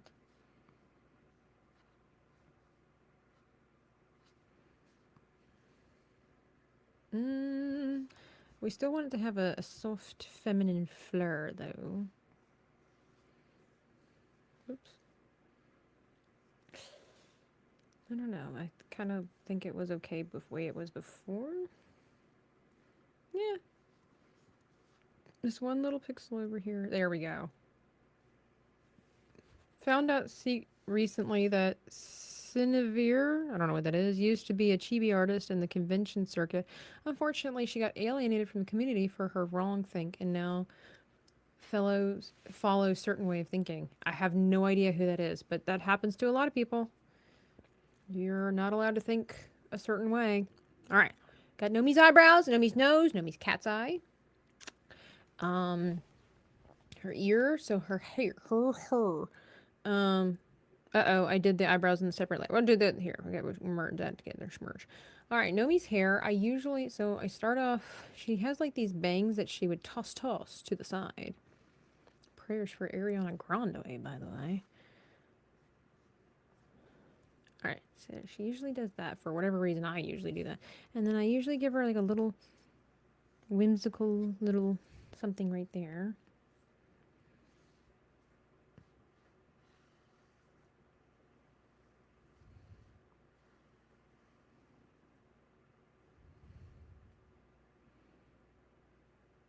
She's a VTuber? Oh, okay. I had no idea. I don't pay attention to a lot of people. My plight. And then yeah, for some reason I just kind of give Nomi like these like twisted whatevers, and then I usually just have her hair. Oh, that was a good, let's see, there's a good one over there. And just like that, maybe that's all that we need for Nomi. It's not bad. Maybe this comes out a little more. Yeah. She streams with Leon. Oh, okay. Yeah, no idea. Is it like a Carolyn situation? Is that what I'm understanding?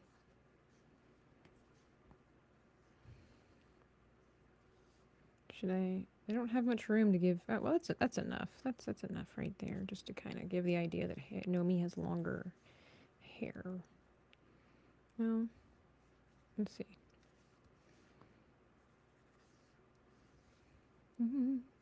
Send me kicks to cover these ghosts. I'm playing games with the thing I fear most. Great, with 50 death kicks. Thank you. I can't hear the blurb, so I just sang it, you know. Yeah, I think that looks weird. I could braid Nomi's hair, though. That would be kind of... She could have... We could braid her hair. Send me kicks to cover these ghosts. I'm playing games with... Ooh, that was a flat note. I'm playing games with the things I fear most. There you go. Thank you. The death kicks don't show up. So, all right. Gather round, folks. Let me explain. The behind the scene. Here it is. You ready for the behind the scenes of the Dreaming tab of the studio? Here we go.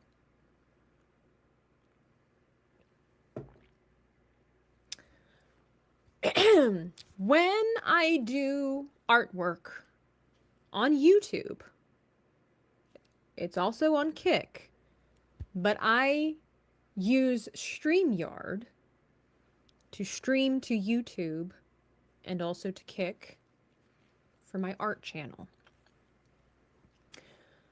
I don't get to hear blurbs at all.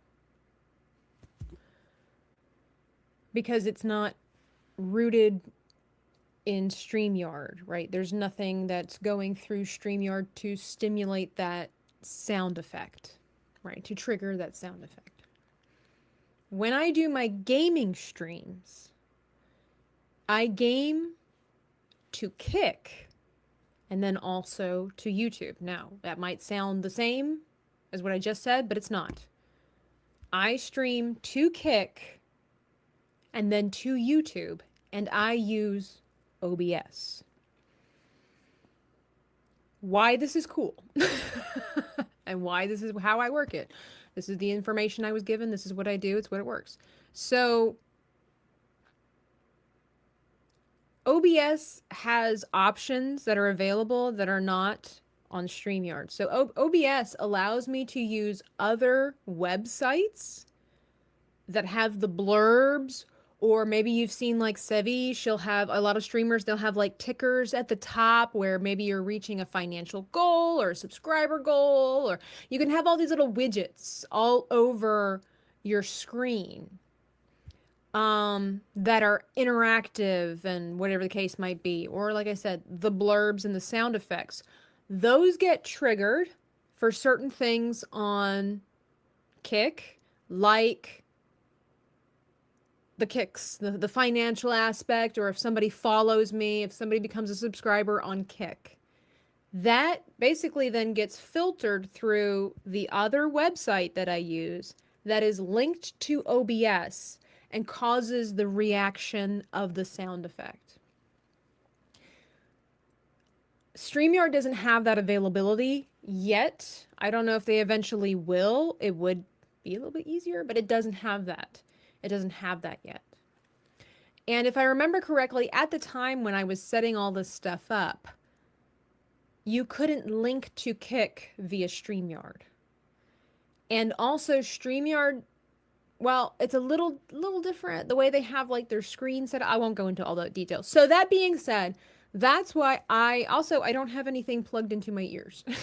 So even if I were to hear the blurbs over on Kick, I wouldn't, because I don't have my earphones in. But I don't, because I can't hear them anyway. They're not linked. That website is not linked to StreamYard to be triggered and have a triggering sound effect, if that makes sense. So there you go. So if you send those over on Kick, nobody can hear them. I'm not even sure if if I'm not mistaken, I don't think that the little pictures even come up, right? The little pictures don't even come up over on Kick, because because I'm streaming from StreamYard to YouTube and to Kick. I'm not using OBS to go to Kick and to YouTube. So there you go. It sounds complicated, because it is. All right, so I think we should give Nomi a braid. I think this would break a little bit, and it's very pioneer. Yeah, no pictures. Yeah. I appreciate the generosity over on Kick, and it would be nice that I wouldn't have to have all these different things, but that's just how it works. That's just how it works. So there. Okay, so we got Nomi. We got Nomi's hair. I like it. I think this looks like our little chibi Nomi, even though we've decided to change her hair a little bit, or her outfit. So that being said, what is Nomi gonna wear? Men's cowboy hat decoration. I don't know if we should give Nomi. Should we give Nomi? I was thinking of making us looking a little bit more like robots too, because that's the world that we're gaming in, but I think that's just going to be it's going to confuse the whole thing. It's not really an essential part of the story itself. So yeah, probably not best to have sudden sound effects when you've got a paper and pen in your hand. 100%. All right, let's get this done. That's how it's done. Should we go like the whole, like, should we just make Nomi our resident like native Oh, she looks so cute though. And like, just really go into it. She does look super cute. I don't want that to be look, Nomi is great. Like, she doesn't get easily offended, but at the same time, I don't want to. I don't like with that. I don't know if that would be offensive. Well, what if we don't put the feathers in? What if I just take? She would look really cute with a hat. Number one, I'm terrible at hats, so the fewer hats that I have to draw, the better. But they do have those rings like up here. I need to get a new one for this one because we're figuring out how to glue it on. It's coming off. But these bands that go around, they have them where they have like the stones. And I know that out in the West, they have a lot of the, it's not jade. It's, begins with an I, something like that. That stone, what is that stone called? What is that stone called? It's the blue stone that's so common out there. A lot of natives wear it. Indigenous, whatever you call them. Like, freaking heck, they're in America. Topaz. Thank you. Is that what it is? Topaz. How about bandana? Turquoise. Is it turquoise? Is it topaz? Is it? I think it's turquoise. Is it? I don't know. But yeah, we could put those stones like on here, like bedeck them out. I know it's hard to see here. And then we could, I don't know. I'm just gonna play around with some character design. I think she looks adorable. She looks really pretty. So, you know, if you look pretty, it doesn't matter if it's offensive, right? I don't think it's offensive. These are not Nomi's people. Nomi's American. So, you know. But she looks so cute. She looks like a little princess over here. But I know Nomi really loves the cowboy aesthetic. So I don't want to rob her of the opportunity. I know it's my artwork, guys. But again, I don't want to rob her of the opportunity of being a cowgirl. So what if we, I mean, I could always try to do that with me, you know, but I don't know. I feel, okay, I got to go with my artistic instincts. I'm not going to overcomplicate it. My artistic instincts say that this is the outfit that Nomi should rock. As it's not, you know, I think she just looks so good. So there are some things they put like the little beads on the stuff and then they have like the other, but I think that might complicate that too much.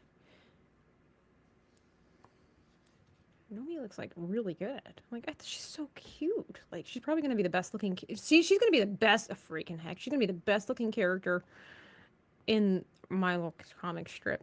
That's fine. You know what? She can be the main character. Let's let her be. Like, look how cute that is. Little Look, Moss is inadvertently our little German cowboy, and now we're going to have our little Indian princess cowboy.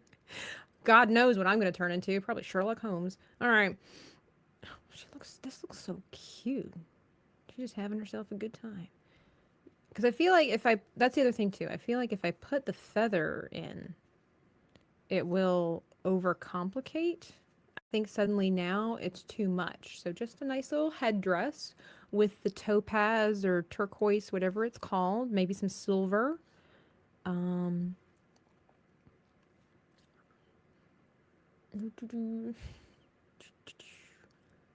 Biggles, I didn't say hi to you earlier. I'm so sorry. I did see you, and I got busy thinking. You would make a good Sherlock Holmes type character. Well, let me see something really quickly. Am I allowed? Nope, let's not. Biggles says that. But I did. Where are you? Wo bist du? I did create this chibi for, I still haven't played the game, which is on my list, but I have the Goose detective game. So here's me, my chibi that I drew as the detective.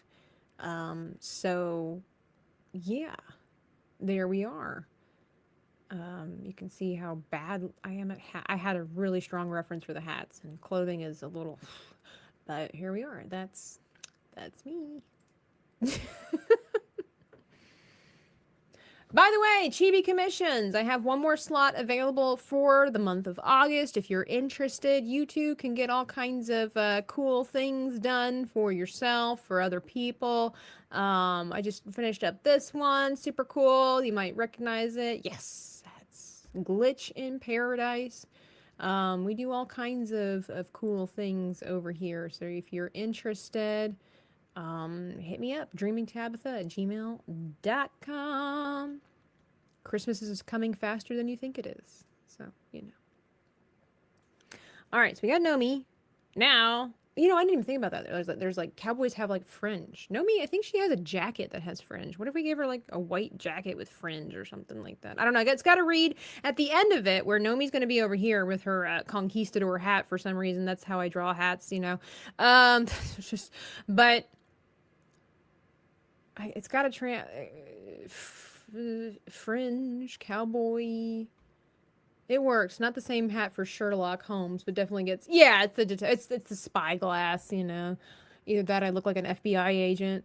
Let me look here. How about chibi cowboy outfit? Let's get some ideas. Typically, it's gonna be, you know, button-up shirt, vest, jeans, bandana, but let's see what we got. Some cool stuff. Nomi likes to try to be stylish, so let's see what we got. Oh, this one's cute. It's gonna be too hard for me. It's gonna be a no for me because it's gonna be too hard. Although super cute, I don't know that it fits Nomi's. I'm gonna turn her into a German beer girl if I do that. This is really cute chibi. She's got the cute hat and everything, but she is an elf. But she's got like a fantasy top with the puff sleeve things and the whatevers, and it's gonna be too hard. Oh, she's cute. She's giving Beyonce. I like her boots. Boots with the fur. Oh, this one actually looks like Nomi. What? Wow, she's cool. Clearly AI, but super cool. All right, oh, this one's cute too. Oh, this one's super funny. It's got a poncho, a cowboy hat, and a Canadian flag with metal boots. This is the story that I want to write. That's so cool. Anyway. All right, Nomi. Without you. Maybe just a vest with fringe? We could, yeah, I'm wondering. I really like this girl. She's got, see, the thing is right now too, there's not a lot we can see with Nomi and Moss because of the fact that, I forget that Moss isn't even wearing a gun. Well, we'll add that stuff later. This is fine. That we can't really see a lot with the characters. So let me look at this one versus that one. She's almost got like, it's almost like it's a bandana, but it almost looks like a mini poncho around the neck, which I know that doesn't make any sense, but it's pretty cool. This one's cute too. All right, so what if we gave Nomi like one of these boho kind of vests?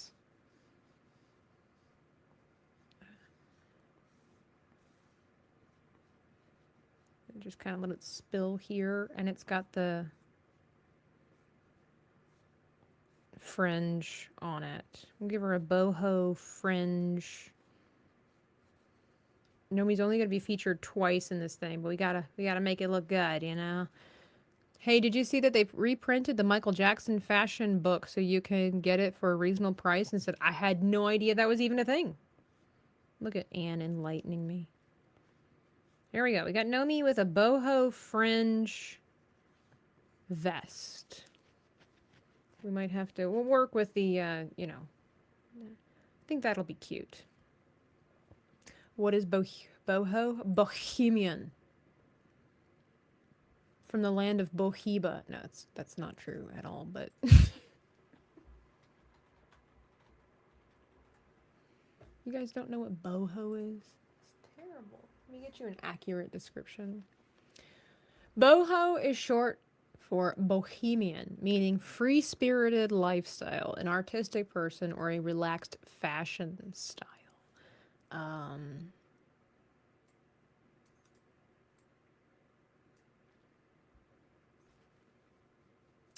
Give you some origins here. Unconventional, nonconformist lifestyle.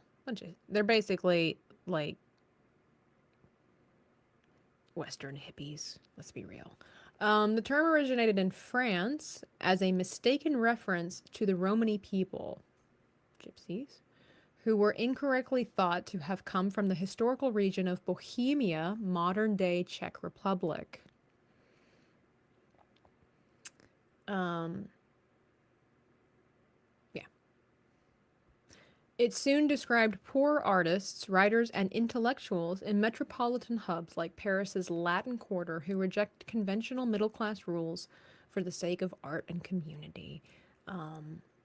They're just kind of like, there's two different versions of the boho. You have like boho chic, and then you have like boho. So you've basically got Western hippies, or you have suburban housewife boho. Here it is, boho chic. Boho chic. So there you go. My last name is Bohemian. Gotta represent. There you go. There's my friend. Look, I'm encompassing all my friends now. Help me to so that I can have these conversations where I'm like, hey, my friend is so and so. So Anne is my Bohemian representation friend.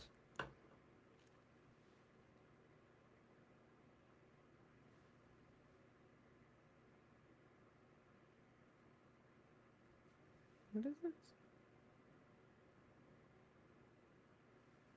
Oh, we got another donation from the secret menu, which I have not made yet.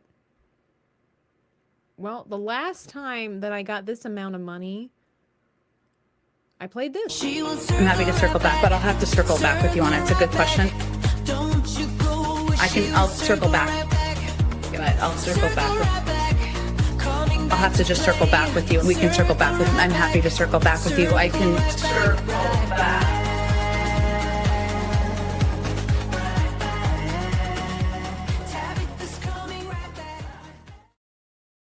Thank you for the PayPal donation. So nice. What, I appreciate that. It's gonna be amaze. Thank you. There we go. We're giving Nomi a blouse with the boho vest. We'll give her a little cups, whatever sleeve it's called. Now the boots. Nomi would want me to be a little bit more particular about the type of boot that she wears. But I feel like, you know, what I could do, don't tell her that I'm going to cheat. Okay, don't tell her. What we're going to do is we're going to steal moss. We're going to steal German boy moss.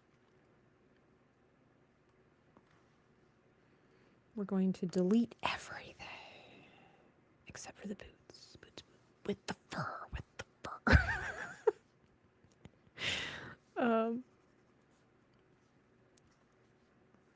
and then we'll just redesign them. This is called big brain energy right here. And I don't know, I guess Nomi needs spurs too, because we all have our horses. And we'll just make hers fancy. That's all.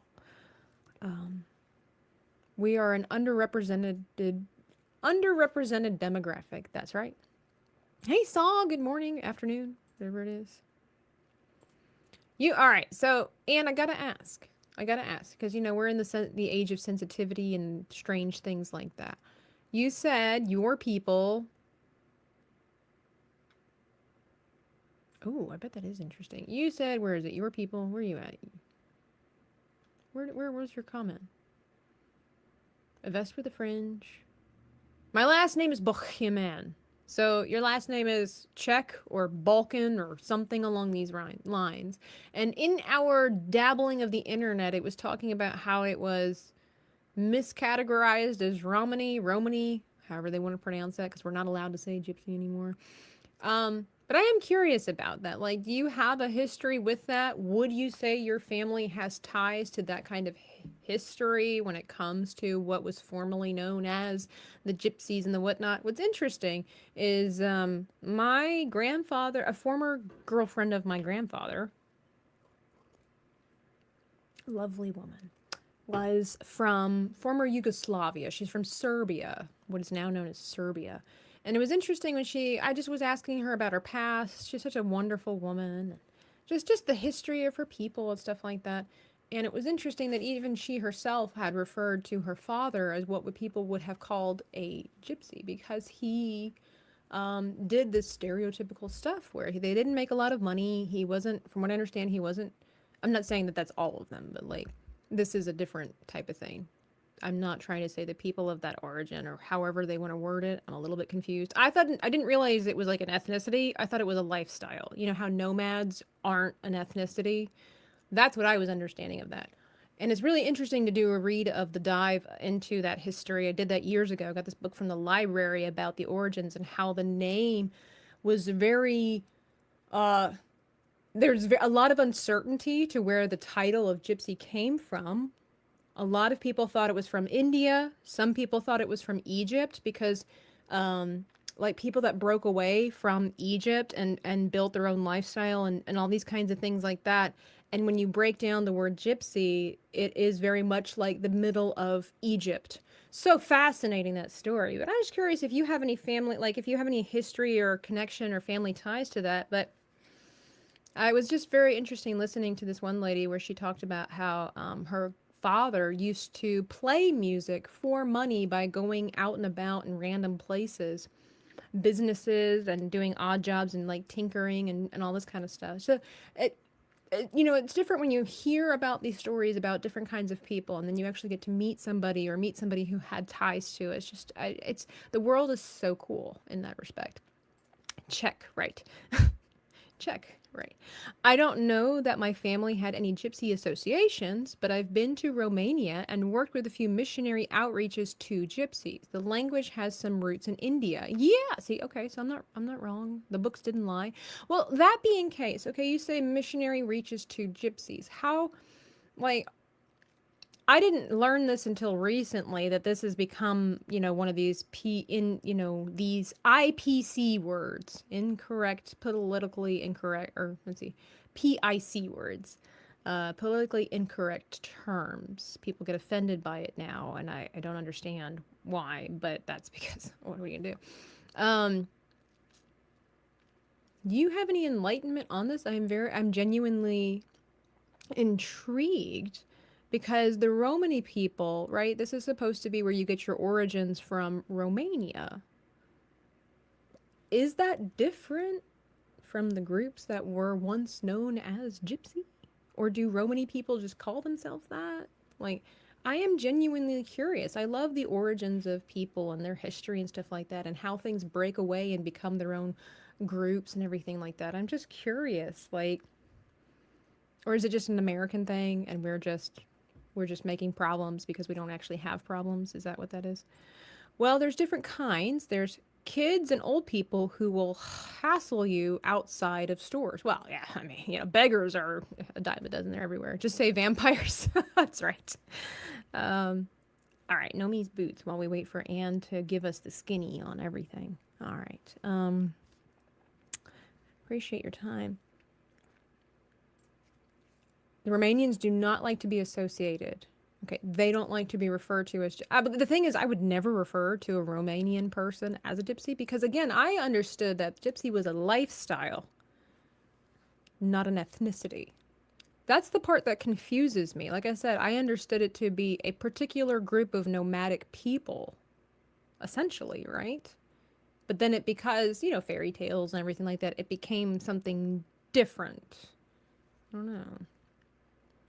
Europe is resistant to the melting pot? Not anymore. Hardly. Did you guys watch the World Cup? Anyway, it's very much two different people groups. Yeah. Yeah, fascinating. All right. Which boots with fur that we gonna give Nomi? Should we give boots with fur to Nomi? Should we just kind of add? We could. That could be just part of the fun lore that's just between you and me. Like she'll never know. She's not gonna know. She'll never. Oh, she'll never. She's not gonna know. We'll give Nomi the boots with the fur. She probably would never wear these, but this, again, don't tell her. Boots with the fur. We'll make that look a little prettier. We can give her nice boots with the fur, but we'll just, you know. And it's colloquially a lifestyle, but gypsy is very much a people group. Fascinating. All right, now you guys can say what you want to, but is it kind of like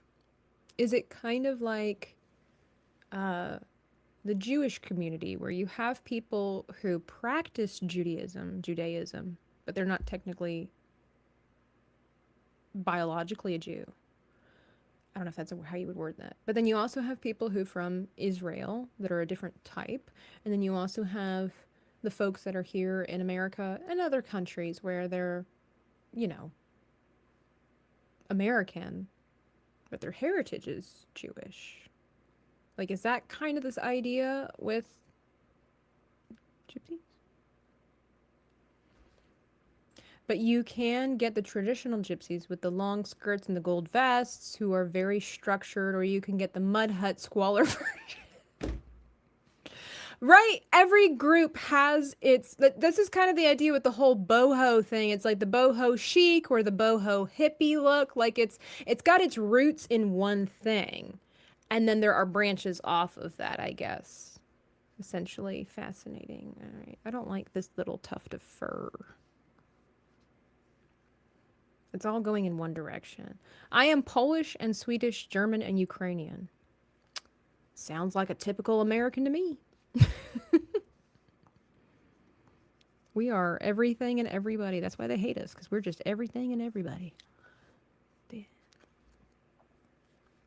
Oh, yeah, no, I know, that's aesthetic. What I meant was just like the you have your main hub of everything, and then it branches off into stuff. Very much, obviously, what I was referring to was clothing and stuff like that, but just the general idea that you have a group of people that is called something, and then there are the branches off of that. That kind of, they're all connected to the one thing, but they've gone their own direction. Kind of situation. I know. She's not even here. She can't even see it. You guys tell her next time we see her, be like, guess what? So you can't talk to Tabitha anymore about this, that, and the third, because she's actually here putting in the work. You know what Maria's doing? She's out on vacation. She ain't even working. The neglect is serious. The neglect is just ridiculous. But that's why I ask questions, and because, you have a certain idea of how something works, could be, whatever the case is, and then it's like, no, that's not exactly how that is, or it's a little more complicated than that, or, whatever the case is. Oh, don't message her, Larry. Don't message her. Leave her alone. Leave the woman alone. Let her enjoy her beach time and everything. She's good. Let her alone. Okay. That's a cute little design there. Dengar Renegade, hello, welcome in. All right, and then we don't want to overcomplicate this, but we do want to add maybe like a paisley. That's just a snake.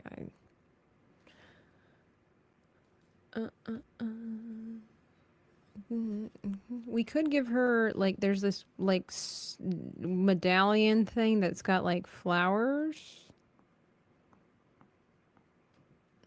that goes there. I don't know if Nomi would like that. Like, I'm not a shoe designer. I am not a fashion designer. Like, I'm just looking at some of these pictures here. There's, like, one that has, like, this sunburst to it. It's kind of cute.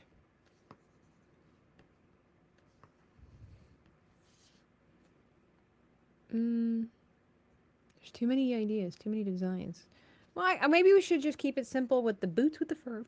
And then maybe we'll change the shape of her spur. Let's see. How about cowboy boot spurs? I mean, how many types of spurs can there possibly be? Yeah, they're all pretty much the same. Well, so what if we made this look a little prettier here? Where it's kind of hard. It's so small. It'll be easier when it's in ink. But what if we made it look more star-like? Make Nomi's look a little more refined. Ninja stars. Here we go. Where's my Mars? Moss is a little bit different. There we go. She got fancier boots. And maybe when we do the coloring, we can add something else. But I think that sets Nomi apart from Moss. His is a little bit more of a basic. It may be different in the different places, but it's a very, very difficult people group to work with. If you get a kid, just learning to read is fantastic. If you get a kid, just learning to read is fantastic, and graduating from high school is a miracle. Interesting. Interesting. I feel like we need to have a conversation, Anne. I want to know more, but I don't know if it's YouTube friendly. All right. So I think we have Nomi taken care of. We'll just give her some, because we're not going to see the lower half down here. So we're going to make the boots pretty for this one. So I'm just going to give her jeans. It's not a big deal. Moss, on the other hand, we might see more of him because there's Moss. We went from this, guys, to this. Awesome. So we did get Nomi finished. Look at the work we're putting in here. It's okay, and I start getting a little bit nervous because you know how the internet is when talking about different groups of folk. Even if you want to learn more, they're like, that's a hate crime, and you're like, bite me. So now we just got to figure out what I am going to wear, but we're going to have to say, I might do that on the side. I don't know. We might have more brush hour segments. I would like to let you guys know, as far as I can tell, I've got some trips planned between work and family and things like that. No brush hour next week. I'm going to join Maria, not literally, on vacation. Just taking a little trip. Taking a trip. I will be doing work and stuff like that, but just taking a trip. No brush hour next week. So maybe we'll make up for it this week and have some extra brush hour. I'll see if anybody maybe wants to join me in that. But I just want to let you give you guys no brush hour. No, I know. No, I'm not going to the Vegas meetup. I'm good. People are great and it's nice to meet everybody, but I don't have the means to get to Vegas and do all that stuff. I got to put that time and energy and the money towards other things. I do love Las Vegas. Well, from what I remember of Las Vegas, the thing is, when I say I love Las Vegas, it's not the Vegas that everybody thinks about or this Vegas that's advertised. A lot of people don't know. I used to live in Las Vegas a long time ago, and I like the stuff that's outside of Vegas. Like, it's still in Vegas, but it's outside of Vegas. Like the hiking trails and the horseback riding, and I love the desert, and so... But I think if I'm going to return to the West for activities like that, it would be great to go to Utah. I've only been once, but I went to Zion National Park. Would love to go again. It's one of the most beautiful places I've ever been to. Loved it. Why in the world would people go to Nevada or Arizona this time of year? I don't mind the heat. I actually prefer desert heat to Florida heat because, as everybody always says, you're drinking your air over here. The humidity's so high. I love the dry heat. I love it. I love it. But anyway, so that's the start of our long journey for this panel piece. Tomorrow for Brush Hour, we're going to be doing a OC pause challenge. The one that we made together, I made with your help, and we're going to see what our next OC story is going to be all about. Not going to lie, I would love to maybe try to do some science fiction. I'm not well versed in the science fiction, but I'd be willing to give it a go. So we'll see how it goes. We'll just go where the wind takes us. But tomorrow, 10 a.m. Eastern Standard Time, please be sure that the live stream is already up, so you can go over there through the channel and go ahead and get notified of it for tomorrow. And I'll be thinking about when we're going to do some extra Brush Hour magic this week. But thank you so much for being here. Thank you for all your support. I think I got all the things that I needed to say. Oh, that's what it was. Coloring pages. I am apologizing because I didn't do any coloring pages, I don't think, last month. And I'm going to try to get some up there. I'm just not sure what to post just yet. I'm like thinking about all the stuff that I've been drawing, and I'm like, what would other people potentially like to color? And you can use them and take practice the tips, that I've been giving, and attempt to do it. But yeah, we're using the new emotes over there, little Pikachu.